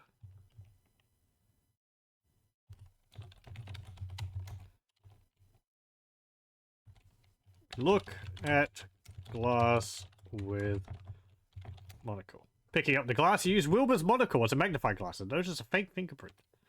Faint fingerprint. I guess we can compare fingerprints with the other one, but I don't think they look the same. But I can't use the booklet which came with the game to figure them out because they're too similar. They're too small. I can't. You can't make out details. There's no one there. Oop, hang on.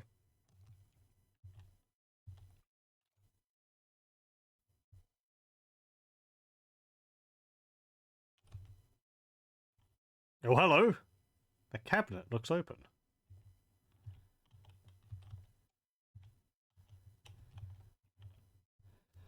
Look at cabinet. The leaded glass cabinet is wide open. Look in cabinet. Cautiously, you peek inside. You see an Australian boomerang, a steel cutlass, a mace, and an antique crossbow. The dagger is gone. It's gone.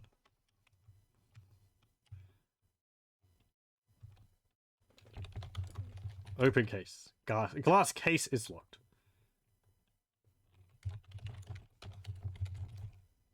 It would look suspicious if the Derringer were to suddenly disappear. Better leave it there. Okay.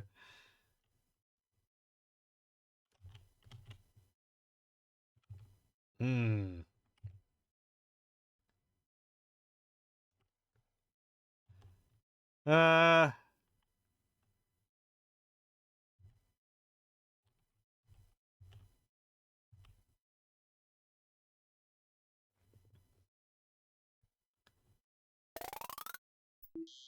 Hello, you're still here.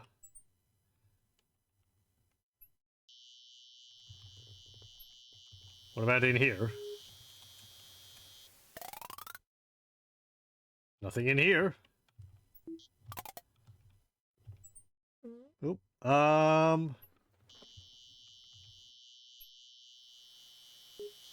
Is there... Let's see. Can we go back up the elevator?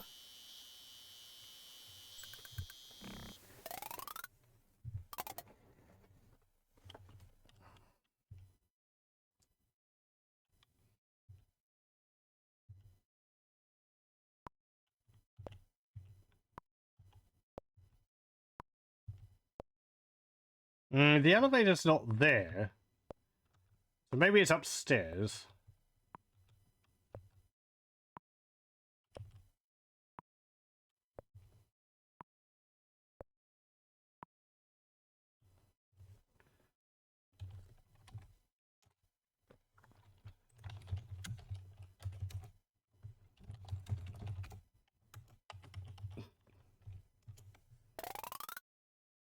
Whoa!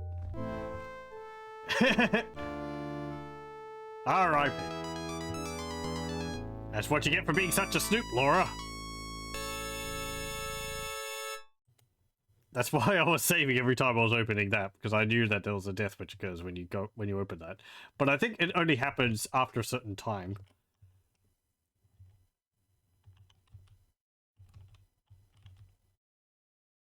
Hello, you're there, but the lift is there, so I can't use it.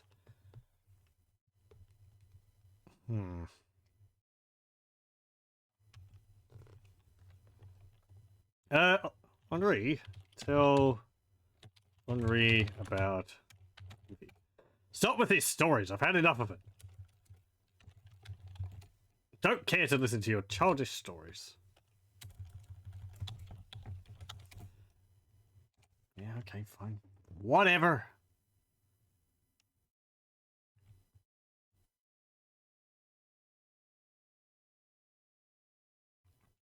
Oh, hello. Here's Lillian.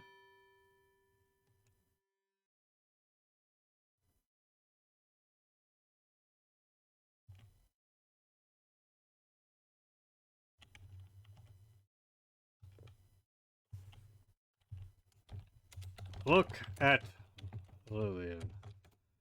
Looks clearly agitated, and she sits on the bed by her suitcase. Talk to Lillian.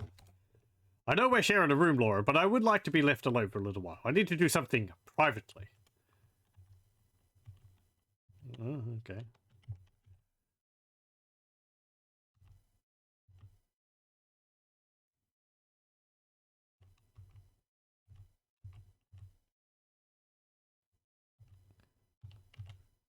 Push armoire. If you hear a loud grinding noise, just ignore it. Look through. Lillian is writing in a book, which she apparently keeps locked in her suitcase.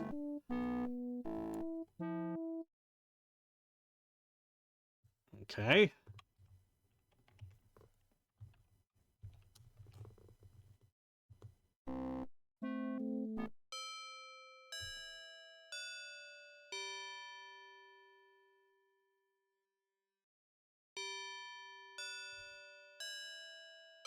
Did it jump ahead like a whole half hour just then?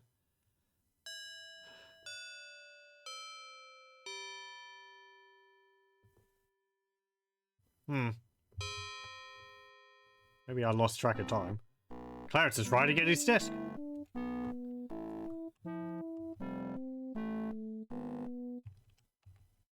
Oh, hello, there's something on the floor there. Look, floor.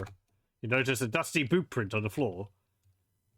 Look at boot print with monocle. Examine it with a monocle, but don't see anything interesting. Okay. Dusty boot print. We've seen a muddy boot print, not a dusty one. Uh-oh, a bad feeling comes over you as you look around this room. The small desk chair has been knocked over and you see a fresh bloodstain on the rug. I wonder if we had used the secret door, would Clarence still be there? Look at blood. You see a fresh bloodstain on the rug near the overturned chair. I hope this isn't Clarence's blood. Look at blood with monocle. Yep, okay. What about this book? Look at desk. Left his notebook on the small writing desk. Read notebook.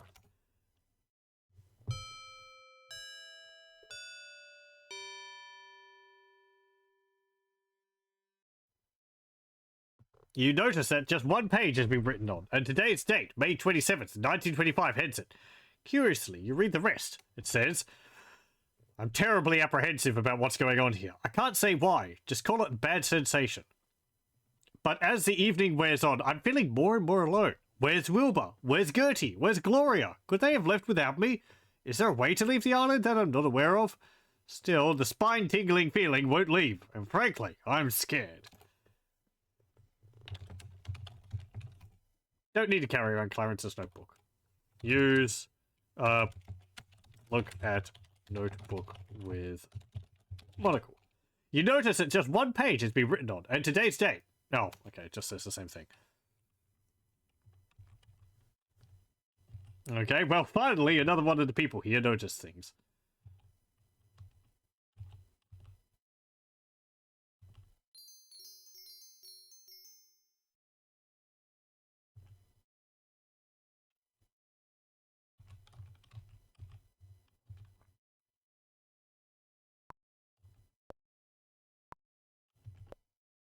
So yeah, the whole thing with the Bible and the thing in the suit of armor, that's like, I guess, a subplot. But I think I took a bit too long discovering the floorboard in the chapel. I think you have to do some other things.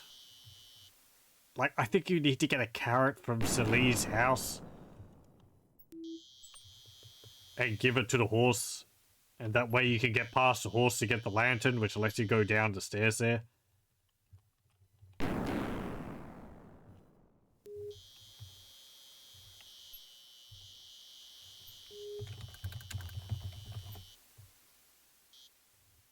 Cautiously knock on the door, but don't receive an answer. Oh, hang on. Can I just break in, then?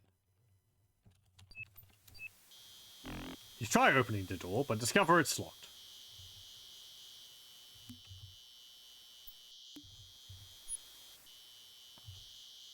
Beauregard's back in his kennel.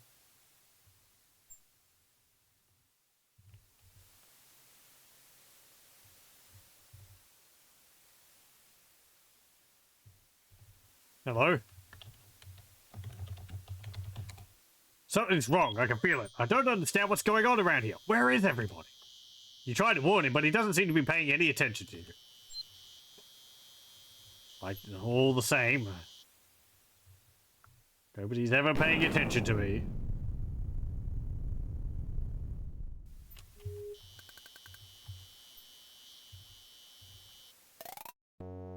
Hello, you're in here. Dong, dong, dong, dong.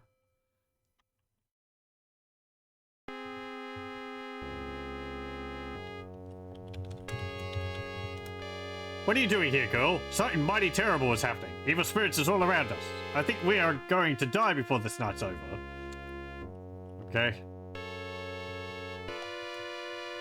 Pray, child, pray. Maybe the good Lord will show some pity on us and help us. Deep in prayer, she pays no more attention to you. I should have just been talking to people instead of just asking them questions. Oh well. I don't think they say much more than what we've already been getting.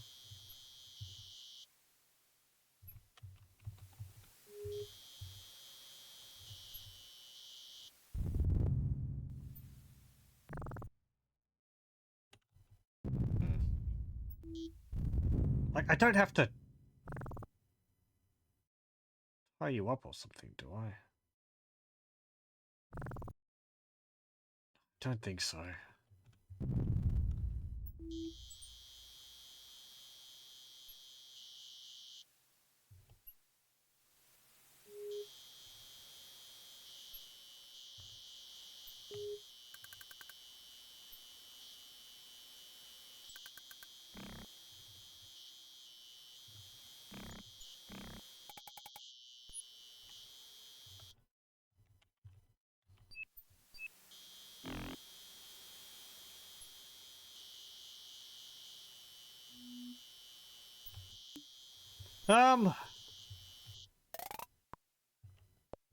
Gonna go out to the bedroom.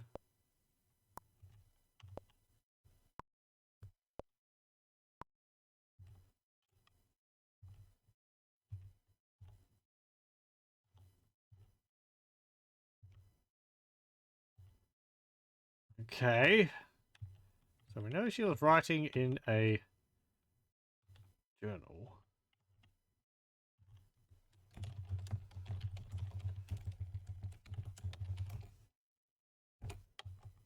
But we also know that it's locked. Now.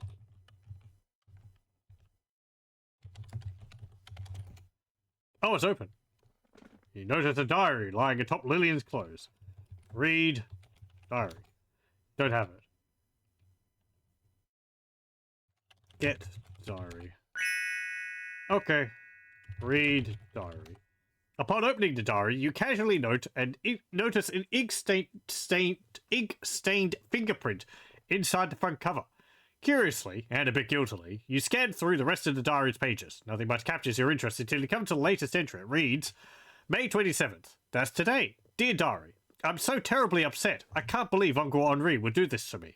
I thought I was like a daughter to him, and now I find out I'm no more important than any of those other creeps. They can't get away with it, you know. They just can't. Between you and me, Diary, you know they have to go. Because of what they all did to me. I know they were all in it together to have me put away in that nut house. I was never crazy. They just wanted me out of the picture. Now they have to. That's it. The passage ends abruptly. What could Lillian mean by all this? Look at diary with monocle. Upon opening the diary, you see a small inky fingerprint inside the front cover. You examine it more closely. It was Wilbur's monocle. That might be the same as the one which we saw on the decanter.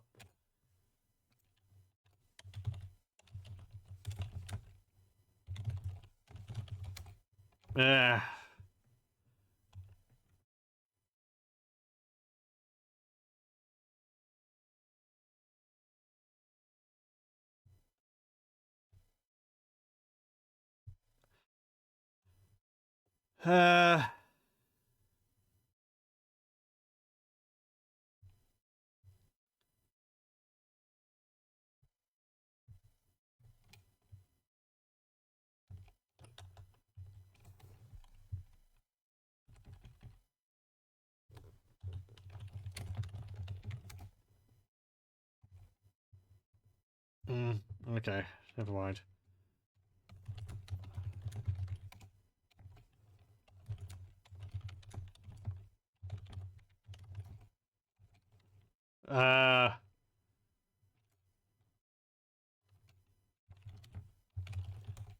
Better not, you might need it. Oh, okay, fine. I'm taking it with me now.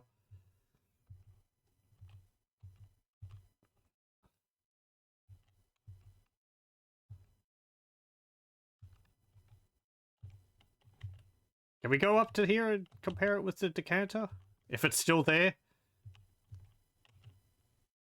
Yeah, it's still there, but their bodies aren't. Look at with monocle.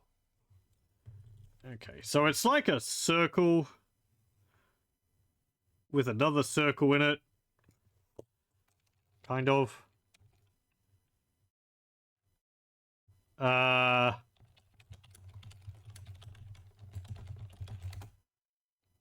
Yeah, that looks the same.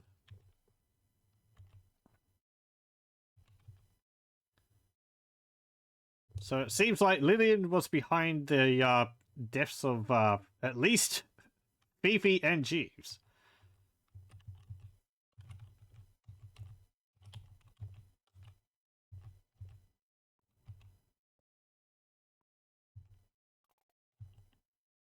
Oh, why is it so quiet now?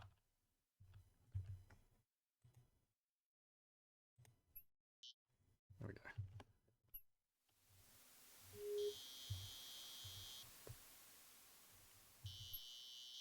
Doesn't seem to be a way to get out to that landing above the front entrance. Maybe it's just ornamental. Anyone around here? Nope.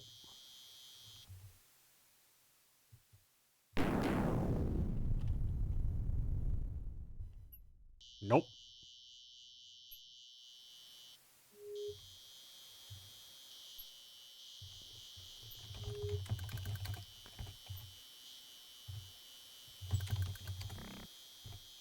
Still locked.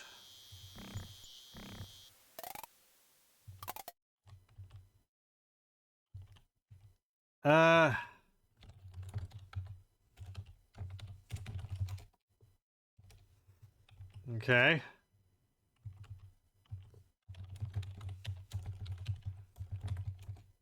You've never been fond of coffee.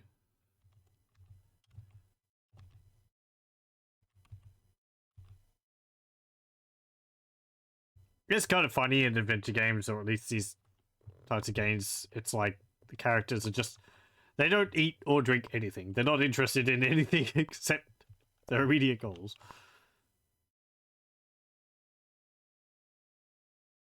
Yeah, okay. So you could say that Clarence wasn't behind their deaths.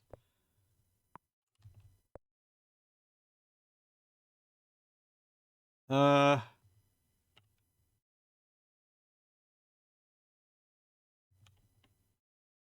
remember whether there was ever anything on the floor in here, which, like, near the window.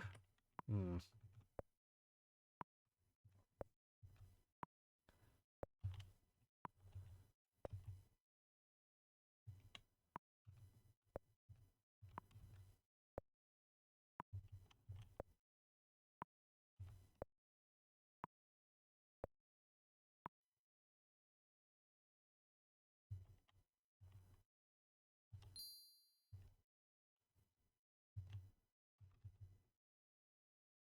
Oh,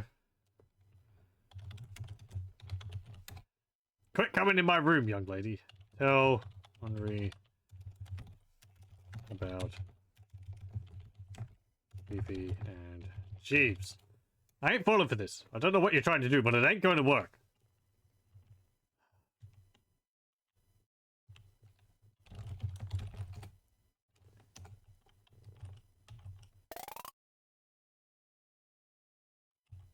Hmm.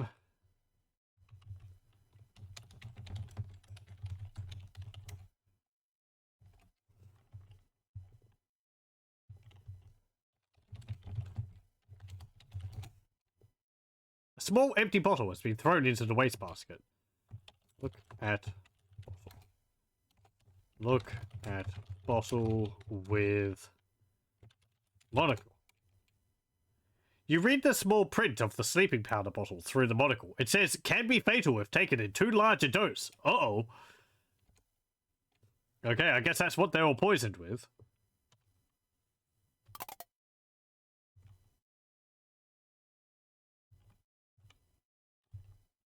Uh...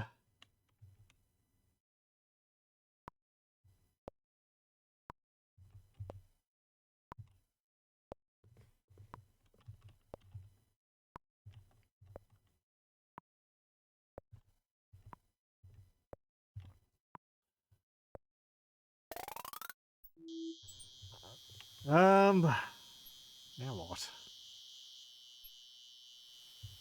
There goes Rudy again.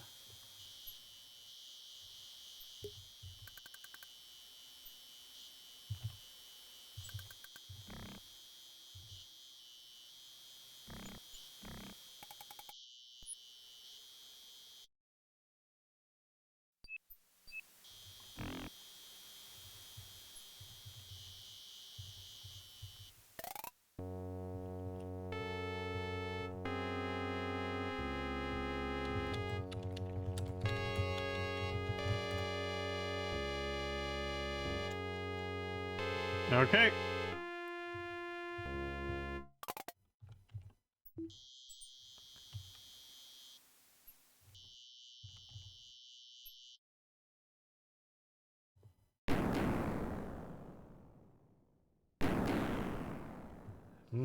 Well, Rudy's not there anymore.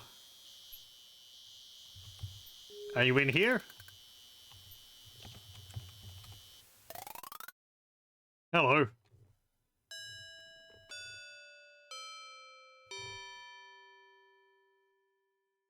Oh. Keeping count, aren't we? We have a visitor, darlings. Sit up straight now.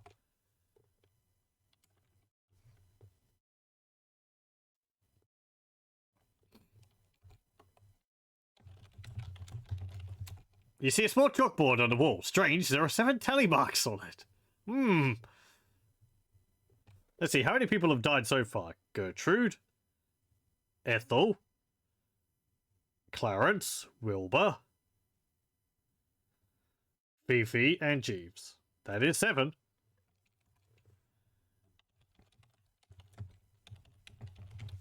Lillian is acting very bizarre. Not only is she playing with the old dolls, but she's treating them as if they were alive. She barely notices you. Our visitor is talking to us. Pay attention now. Okay. Let's see. Ask Lillian about Rudy. Lillian's caught up in some fantasy world with those dolls. She's not listening to you. Show Lillian diary. Your friend's too involved in those dolls to really notice you. Okay.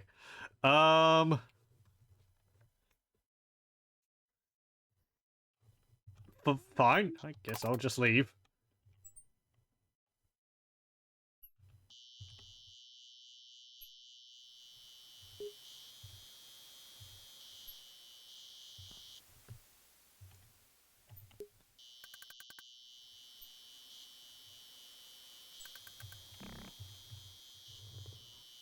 I'm sure everything will turn out fine. Everyone's just organizing a surprise party for her.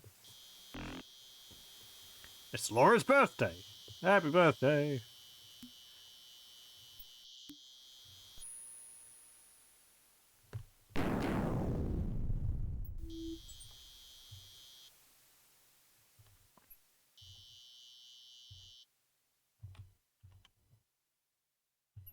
Anyone back here?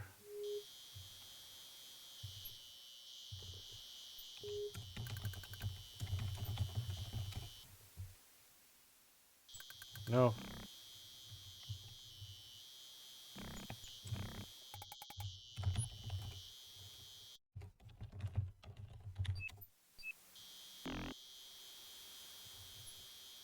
Okay.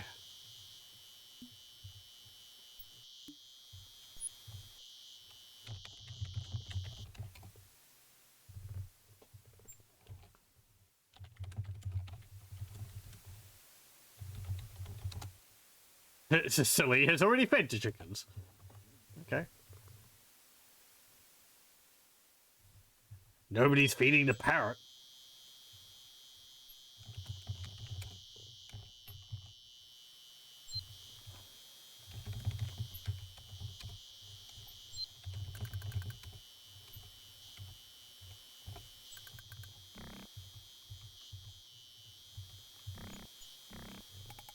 Hmm.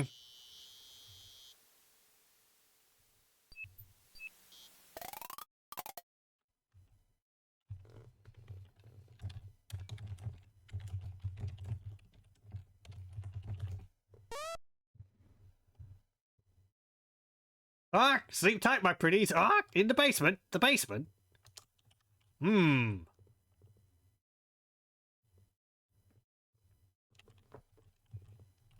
Well, we've been into the basement, at least where Jeeves's room is, and there wasn't anything there.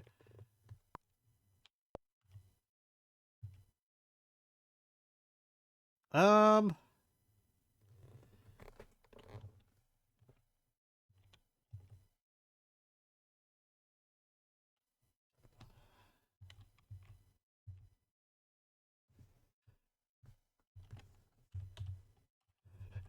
We've done this before.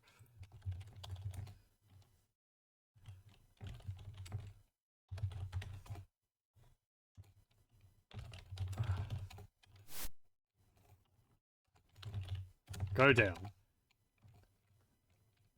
Hop in. Go down. Shoot. Look down. Shoot. Cautiously, you poke your head into the dark opening of the little door and look around. All you can see is a narrow chute going down into complete darkness. Go in. Shoot. Whee! Oof. Head first. Yeah, okay.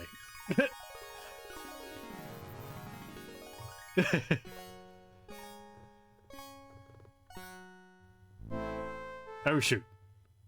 Well, that's the same as what happened last time. Let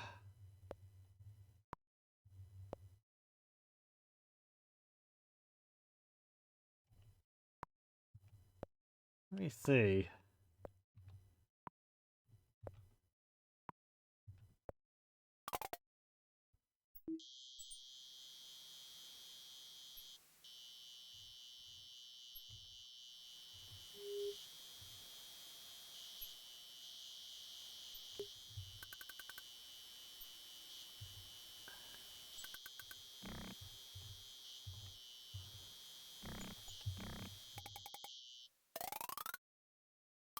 Oh, hello. Uh-oh, someone's broken the glass case and took the silver derringer. Well, that'll be fine. It's not like it's going to be loaded while it was in the case, is it? Is it?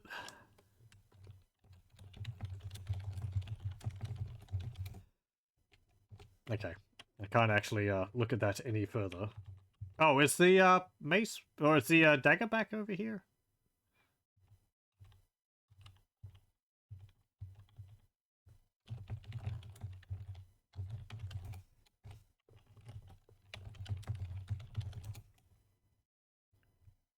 Nope. Dagger's still not there.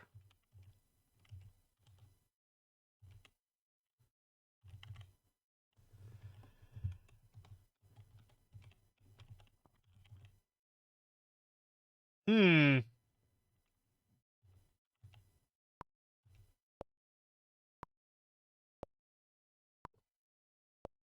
I don't think time is advanced, has it?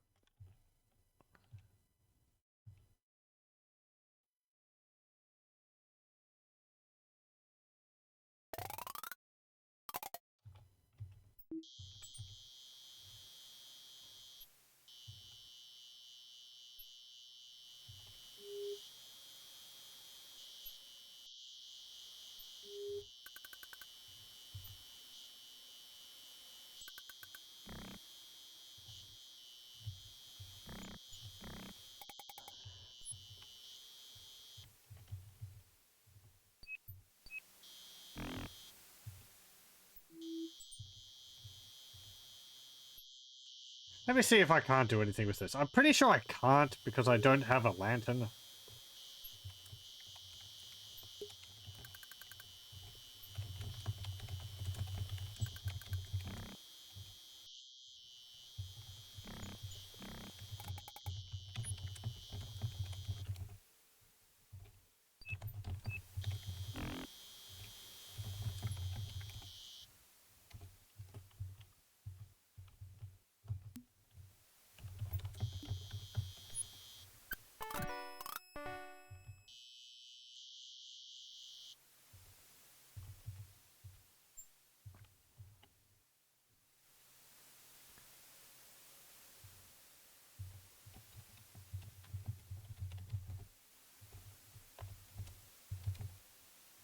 You see steep rickety stairs leading down into darkness. Okay. Yeah, I don't think, like, I think you just trip every time. Whoop, whoop, whoop, whoop. Because we're just so clumsy.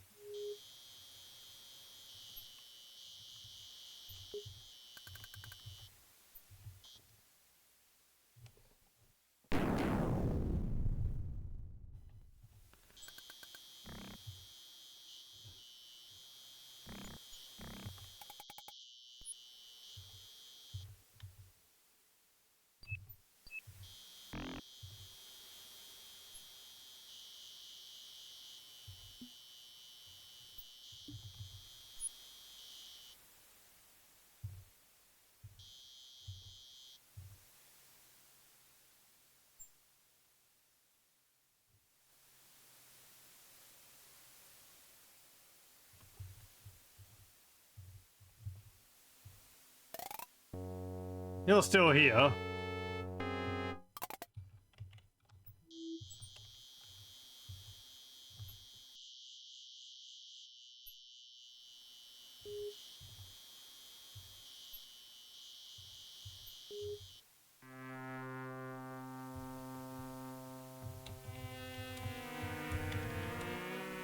It looks like a wisp of mist from the bayou. Ooh, so spooky. Does that just happen randomly?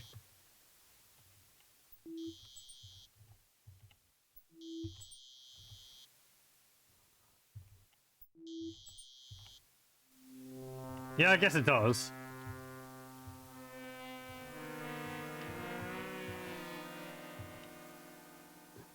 I was just lucky to get that the first time I went into the graveyard.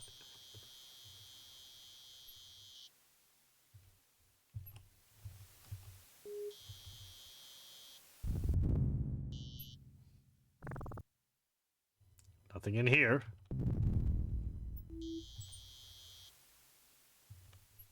What's this? Look around.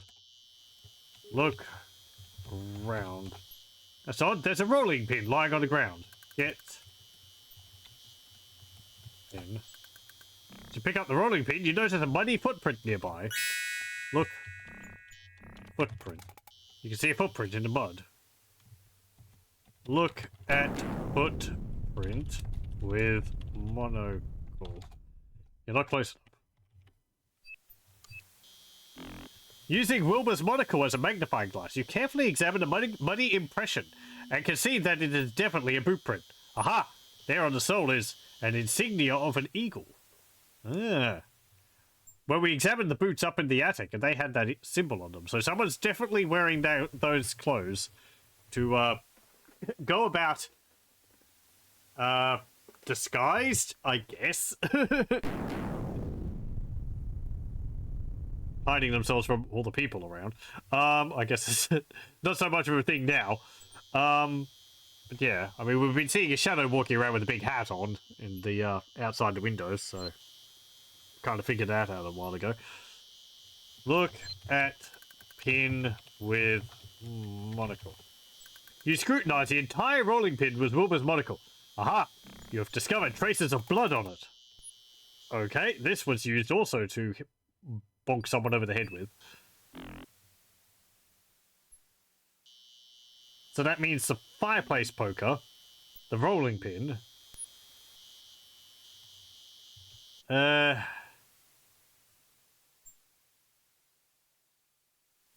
dagger's missing.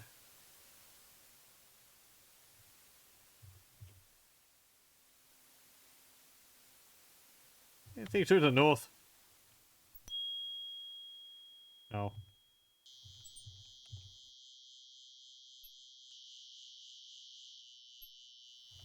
Anything else around the gardens?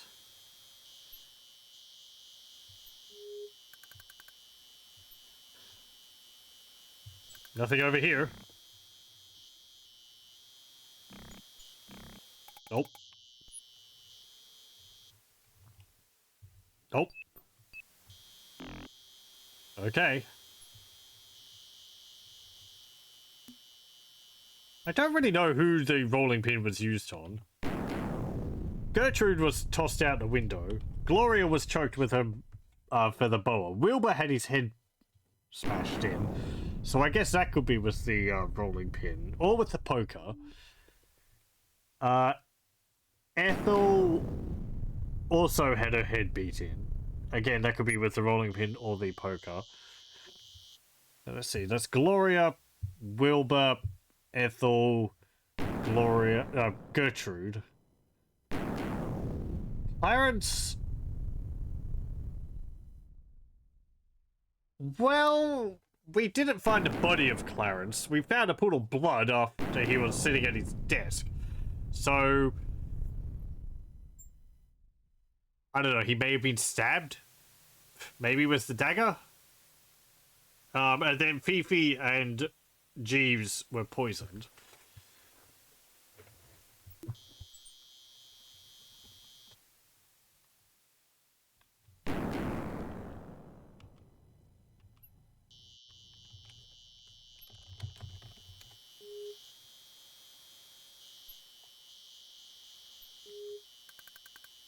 I can't remember if there's a way to get a key for that. I don't think it's a case of the key being hidden on the shelf in here or something.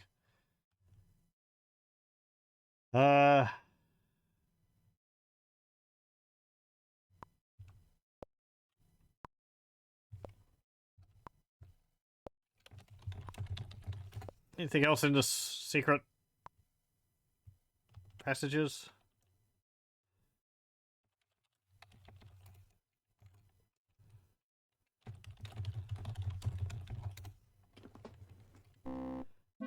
Nope.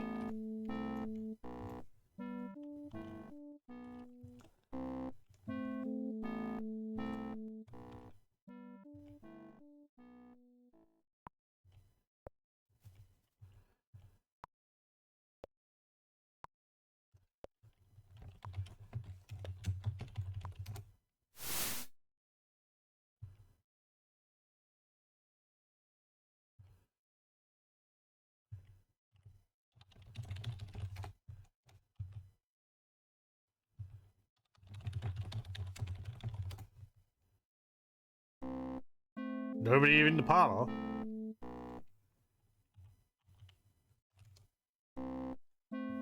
Nobody in the dining room.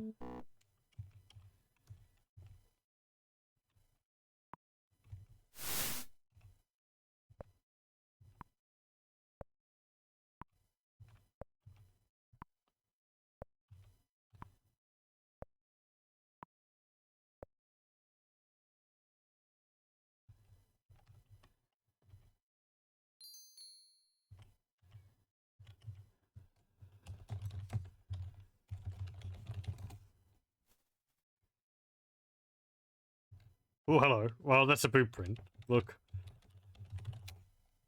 You don't see any footprint around here. Yes, there is. Look. Floor. Dusty boot print. Look. Boot print.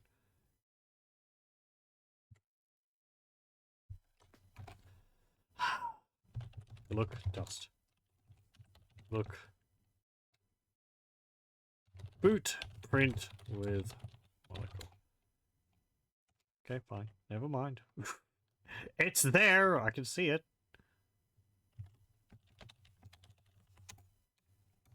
I mean, yes, that's over the other side, but okay, fine, whatever.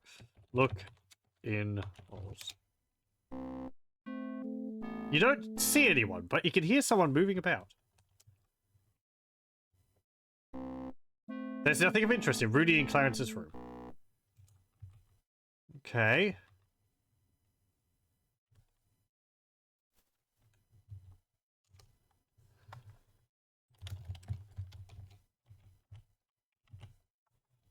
Oh, hello. We didn't see Rudy in here.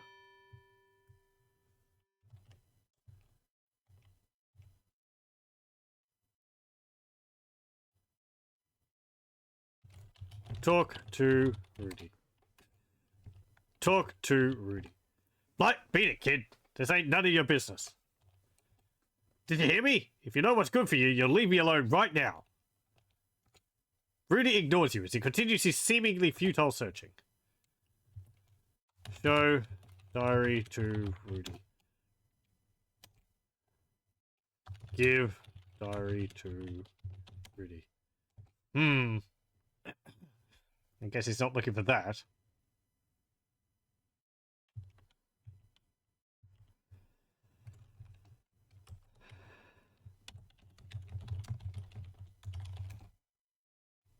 You see Lillian's clothes. Okay, well, there he goes. Stuck on table.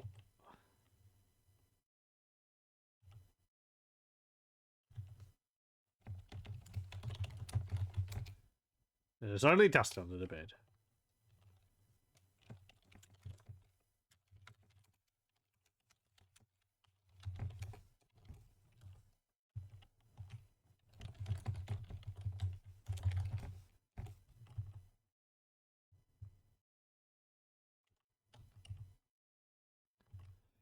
Okay.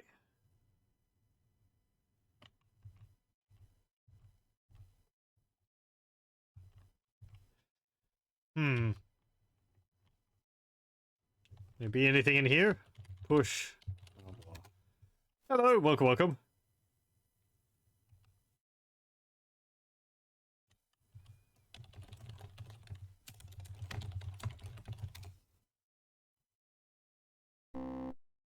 Nothing of interest in Gertie and Gloria's room. There's something wrong with your script.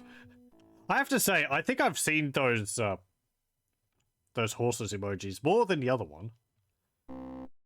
See the Colonel sitting in his room.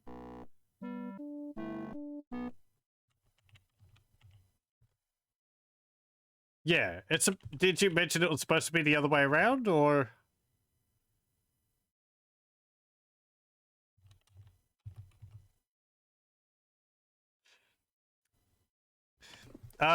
Let's see. I think last time you mentioned you have a script which switches those emotes between the horses and the little face thing. And I'm pretty sure I've seen the horses more often than the face thing in general. I mean, my memory's terrible, but like I'm pretty sure I have seen the faces before, but not as often as the horses.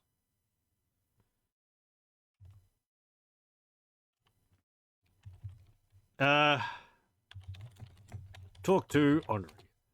I'm in no mood to mess with you. Get out of here. Okay, fine.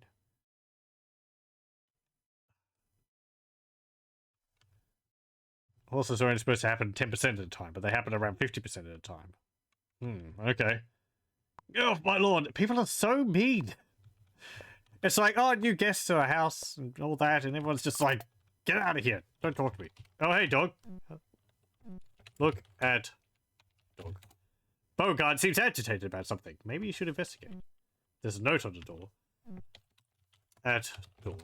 What's this? A note has been attached to the door knocker. Read note. You read the note. It says, meet me in the hedge garden. Oh no, a sudden gust of wind blows the note away.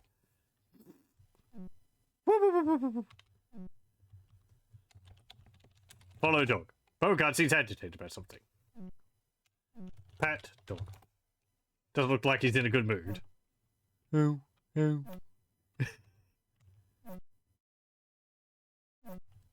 let me save.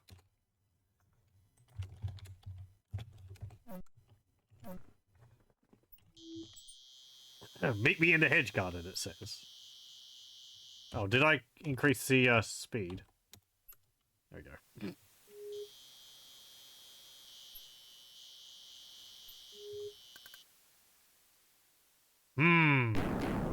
Somehow I don't think the note was for us. Everyone's just ignored the massive trapdoor open in the garden. You wish you had a hedge maze. Oh no, someone has shot Lillian to death in the hedge garden. Quite afraid now, you fear greatly for your own life.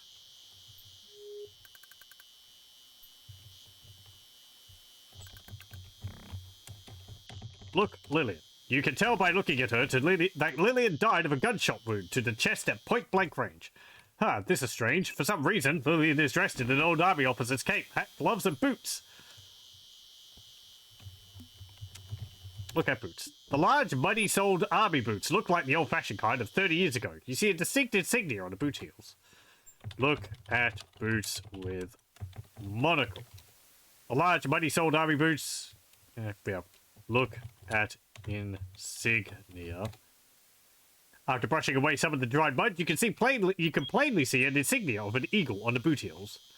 Okay, well, that means she was one of the murderers.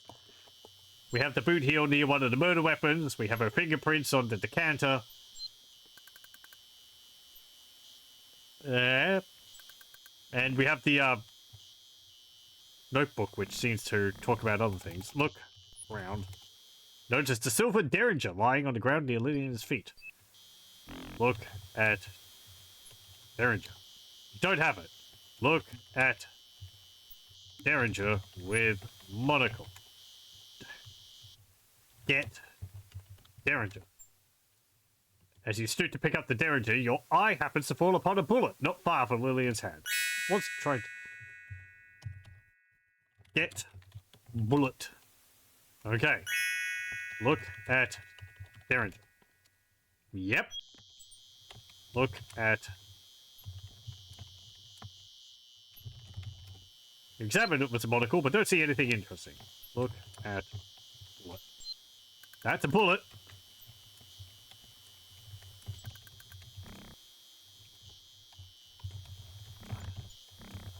Search body. You're not close enough. Trembling hands, you examine Lillian's body and see the horrible gunshot wound to her chest area. What's this? You suddenly find a skeleton key in a pocket of the old army cape. Since it may be useful, you take it with you.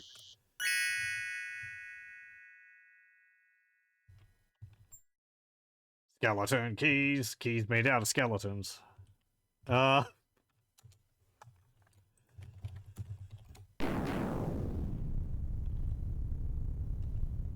glad you don't have a hedge maze, actually. Imagine how much work it would be. Yeah, I was going to say, having a hedge maze would be a huge amount of work to keep it all orderly. Do not have the right key to unlock it. Open door. Use unlock door with skeleton key. Do not have the key. Look at skeleton key.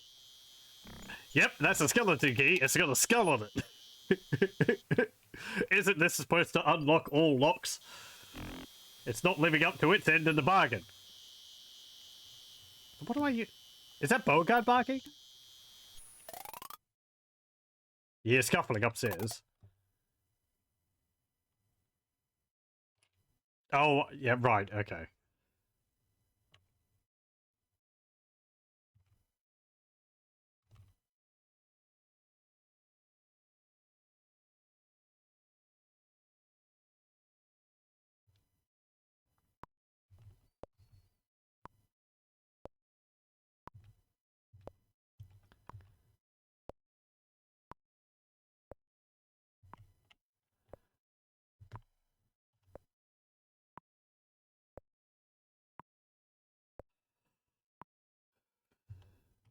You hear scuffling further upstairs.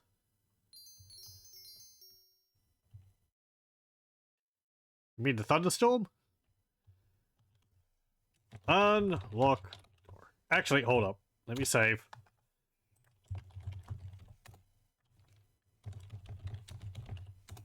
Using the skeleton key, you unlock the attic door. Open door. Pretty sure there's a way to get into the basement, but I don't remember how.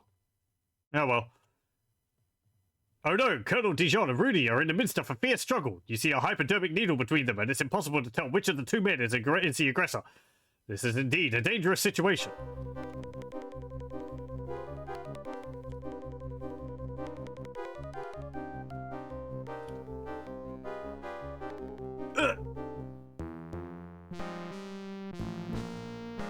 Oh, that was close.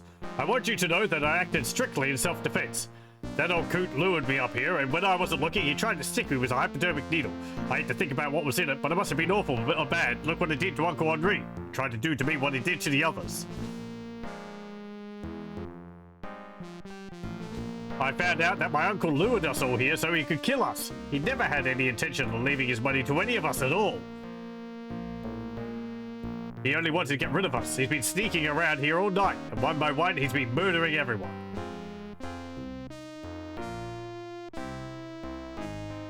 He had us all fooled, let me tell you. He was in a lot better shape than we all thought. Well, it's a shame about everyone else, but at least you and I are still alive. I'm sure this night's been real traumatic for you. You go on home in the morning, and I'll stay on here a couple more days to tend to things.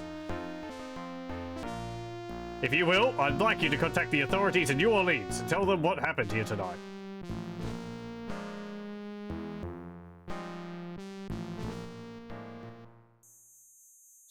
Next morning, they're actually dancing. I'm glad they were able to overcome their dislike of each other in the end.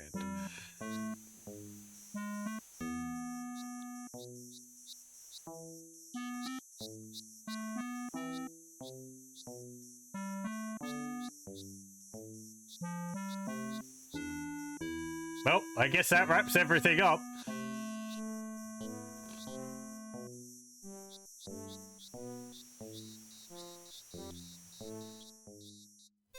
But later that same day,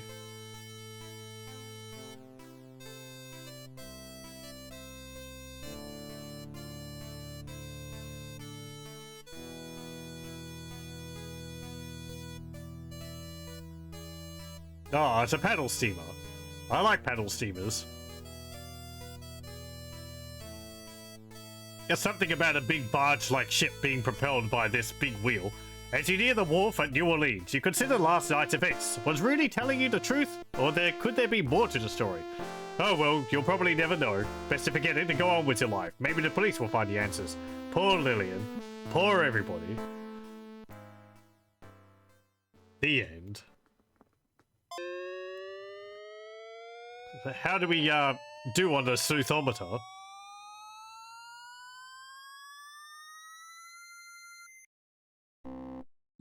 Not actually too bad.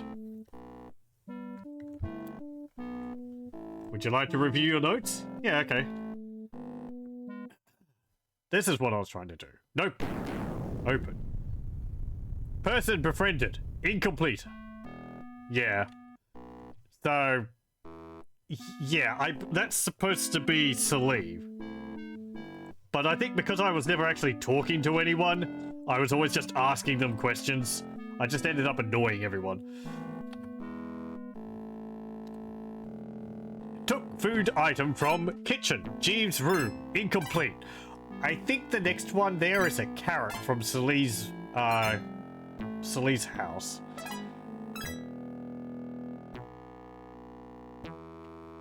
The kitchen food was the bone from the icebox, and G's room was the crackers, which are really just hints for the parrot.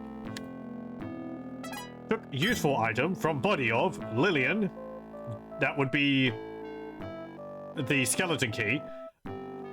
Dr. Wilbur. That would be... don't actually remember. Oh, the monocle, I think. And incomplete.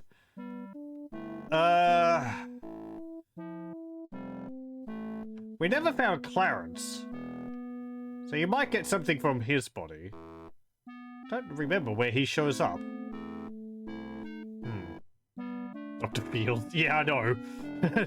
There's basically a description of his entire character there.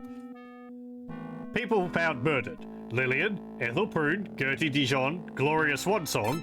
How appropriate. Dr. Wilbur C. Fields, Jeeves, Fifi, and incomplete. That would be Clarence. Again, I didn't know where we would have found him. Oop.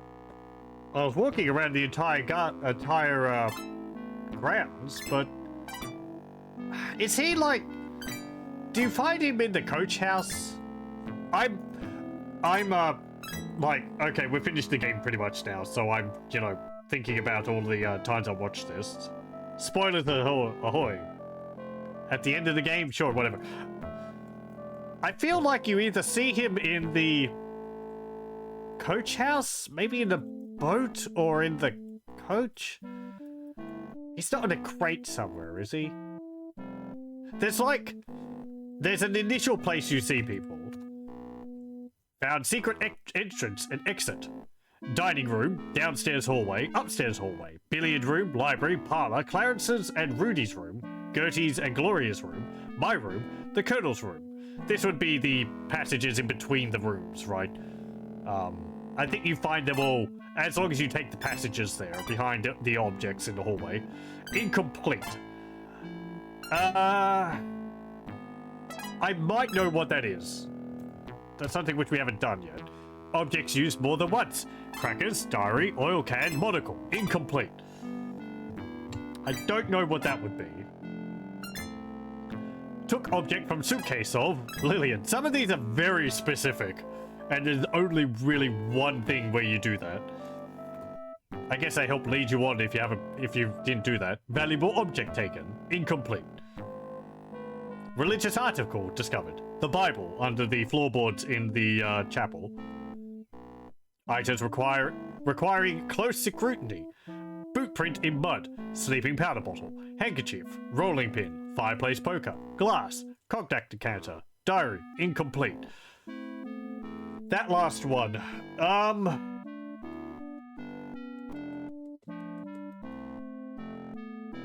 It might be something which you get from Clarence. But since we didn't find him. Because I tried to look at the cigar, that didn't have anything. I tried to look at the dusty boot print, that didn't do anything. People with gambling habits. Rudy Dijon, Clarence Sparrow, and Dr. Fields. Yeah, Rudy had been gambling on racehorses, I think, and Clarence and Fields had bet on a horse and lost a bunch of money. Which was originally owned by Colonel Dijon. And yeah, this is going over that. People with a telltale scent. Colonel Dijon, Lillian, Clarence Sparrow, and Fifi.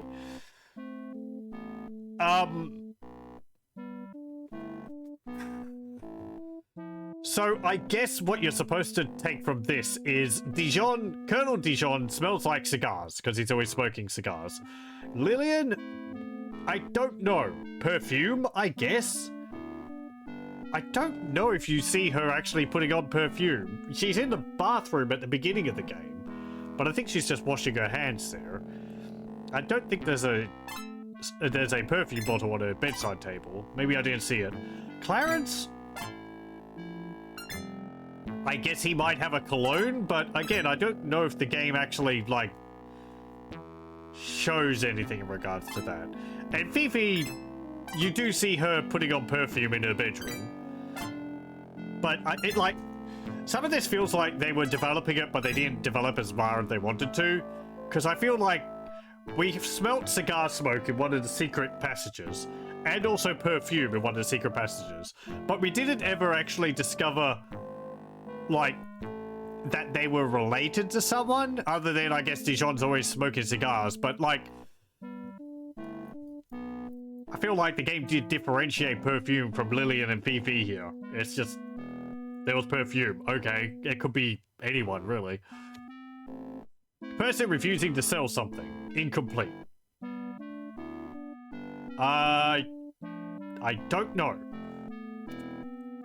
People romantically involved. Colonel Dijon with Fifi. Glorious Swan Song with Clarence. And Jeeves and Fifi. People wishing to end an affair. Glorious Swan Song. That would be with Clarence. Hello, welcome, welcome. Has embarrassing medical history. Glorious Swan Song. We heard a little bit about that, but I don't think it went into any detail. Just about scandals in Hollywood. Objects which changed location. The Derringer, it was in the glass cabinet case, and then it was left next to Lillian. The dagger, which was gone from the cabinet. The cognac decanter.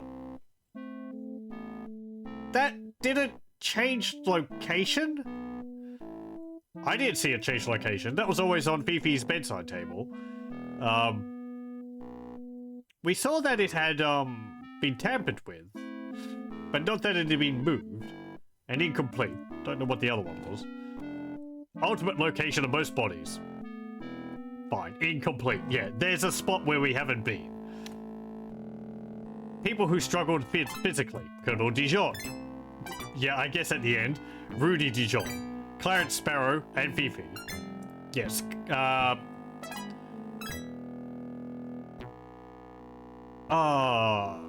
Was it Wilbur with Fifi? And then Clarence and Ruby brought the fisticuffs. And Dijon was Rudy at the end. Person with surprising secret. Colonel Dijon. He can walk. People who use secret passages. Colonel Dijon and Lillian. Again, I guess you're supposed to deduce that by the scent of the perfume, but I don't think the game ever specified Lillian's perfume. Maybe it does. Maybe I just didn't see that. One who murdered the most people. Incomplete. I think we can pretty much guess that that was Lillian. She seemed to be behind most of the murders. Time of first visit to the attic. 9:45. I wonder whether you could do that earlier. I did hold off on getting the key from the cannon. I kind of remembered that you could do that around then. But you could probably get up there earlier.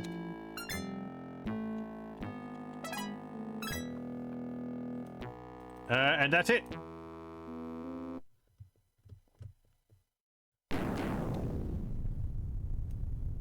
Some portions of your notes are rather scanty. You can replay the game to gain additional information. Let's see, what's the time? I am planning on doing another playthrough of this. Do I want to start that tonight? If I do that, I'd have to find a walkthrough. There's some things with the game which So, I would want to 100% it, and I know that regarding the game, 100%ing this is actually rather difficult because there's a bit of an oversight in one of the entries in your journal, which requires, like, you to perform a specific action. And I forget what that is, so I might want to leave it for a day so I can refresh my memory about it.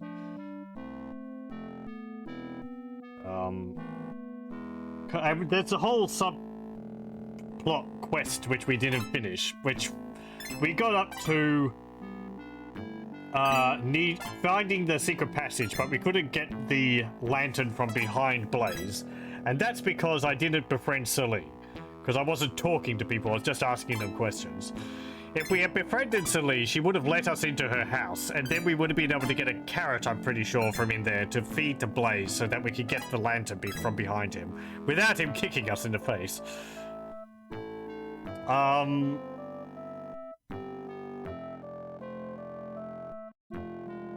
don't think there's too much after you do that. You just go down the stairs there. There might be another puzzle with regards to that. The other basement thing, though. I tried to use the skeleton key on the cellar door, but that didn't open anything.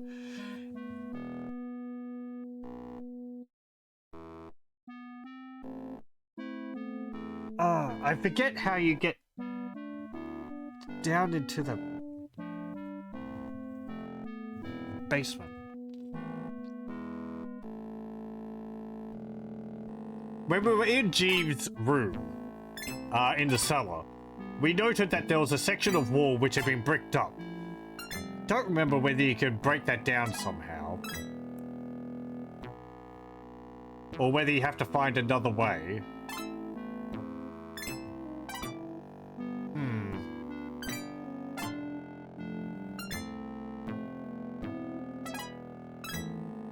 Thing is, I can't get in there when Jeeves isn't in there. So, yeah. I'm actually pretty pleased with myself with that playthrough, because we managed, I think, to see pretty much every major event in the game. We might have missed a few here and there, and we did find Clarence. And, you know, we didn't find where everyone ended up because the bodies kept disappearing. But, yeah. I was thinking we we're going to miss a lot more stuff, but it seems like you really have to actually witness events for time to go forward. There is a way to go through the game pretty much oblivious to everything and, like, miss most of the major events. Oh, hang on. What am I doing? Yak, yak, yak. Talking as if I'd finished this. Hold on a moment. I just remembered. Oh, yeah. That doesn't really count as an ending, does it? Wop wop. We can do better than that. Bugger. Hold on a moment. We're not finishing just yet.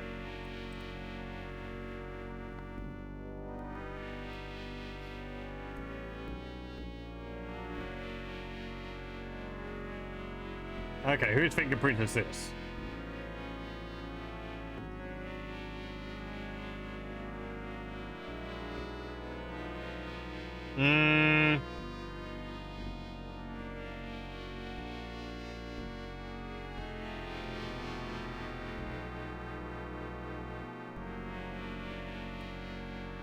As, Dijon's. Okay, let's get back into the game. I'm glad that lets you skip all that. No, I don't want to save. Yep. Restore. Go to here. Okay, right. So, unlock door. Open door. And we go in. Oh no, they're struggling. Shoot. Rudy. Click, click. Oh no, it's not loaded. Load gun. Okay. Shoot Rudy. Pow! You have shot and wounded Rudy. Everyone's going about this murdering business. We want to get in on the fun too. Everyone's doing it. I just thought it was cool. Well, he's only wounded, so.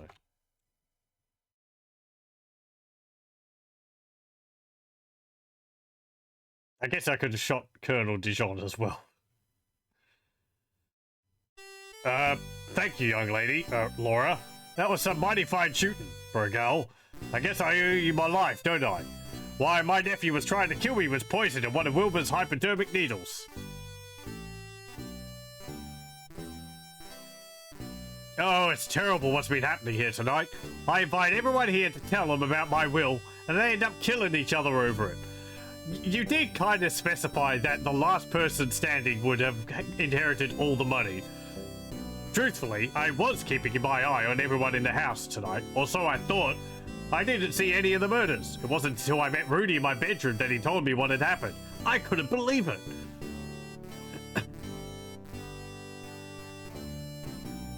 He told me that my niece, Lillian, had finally gone totally berserk and out of a crazy jealousy, was killing everyone that she thought had gotten between her and me.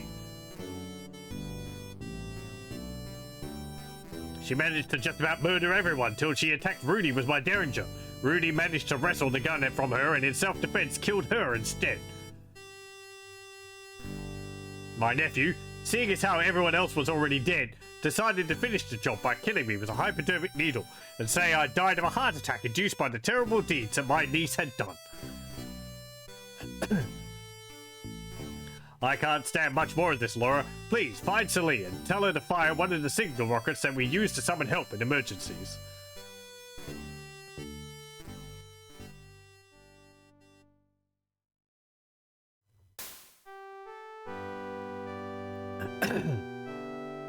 I somehow knew that one day Rudy would run afoul of the law.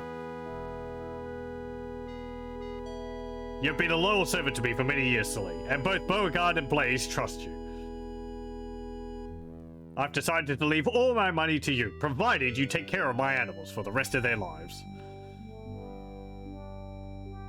Of course, sir. I can't think of nothing else I'd rather do. Thank you, sir.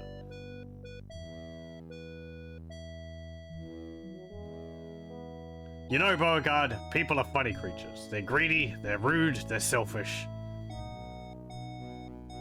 That's why we live way out here, to get away from them. But we couldn't get away from them completely, could we, boy? No, no, not completely. But everything will be okay now. The end.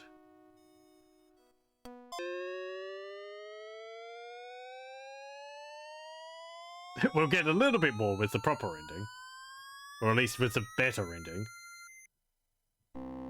Maybe. Maybe a little bit more.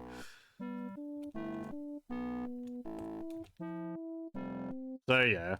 I don't know if that changes any of our notes. It doesn't really say, like...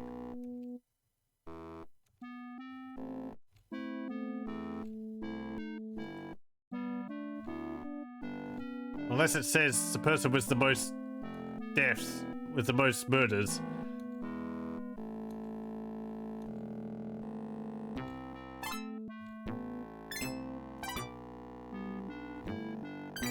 One who murdered most people, Lillian. There we go. So that fulfills that. Because you get told that by Colonel Dijon. So you get one more thing. Yeah, anyway. I think that's a better ending. Murder no big deal around here. I like that parody mode. So, yeah.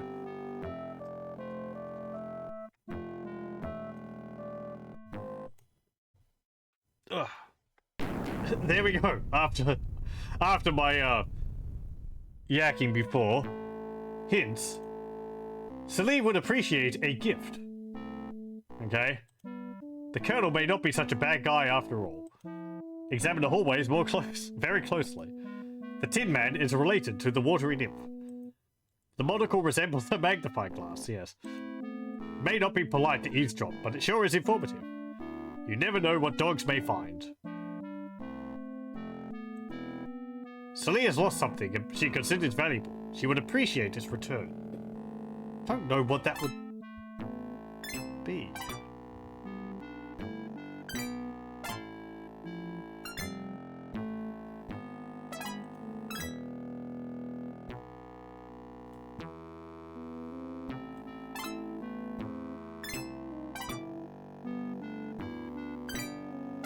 If you find an object in a concealed location, attempt to discover who it belongs to. I don't think we actually needed to do that. Oh, well, I guess we did. I found a cigar and I showed it to Lillian and she said it was the Colonel's. So, and we found a handkerchief and we used the monocle on it and it... No, that wasn't in an enclosed location, was it? Was it? Clarence's body is hidden somewhere in the house. Does it give me space to what I missed out on? Yeah, okay. Crowbars can be very useful items. Yes. Okay. As I said, I do plan on playing through this again, having using a walkthrough to make sure that we actually get everything. And after I've watched some videos to refresh my memory about some of the quirks in the game when it comes to getting 100%. Because I believe most of the playthroughs I've seen, at least in the past, they've always gotten just under Super Sleuth. And that's not because of a problem with the players. Like, they've been getting everything, but I think there's a bug in the game with regards to that. So, yeah. I'll leave that for next time, though. Well, thank you very much for joining me for this. And I hope you join me again next time, where we'll play through it again, but with the intent of 100%ing it, rather than just... This was just intended to be a wandering through, but we ended up doing most of the things anyway. Oh well. So be it.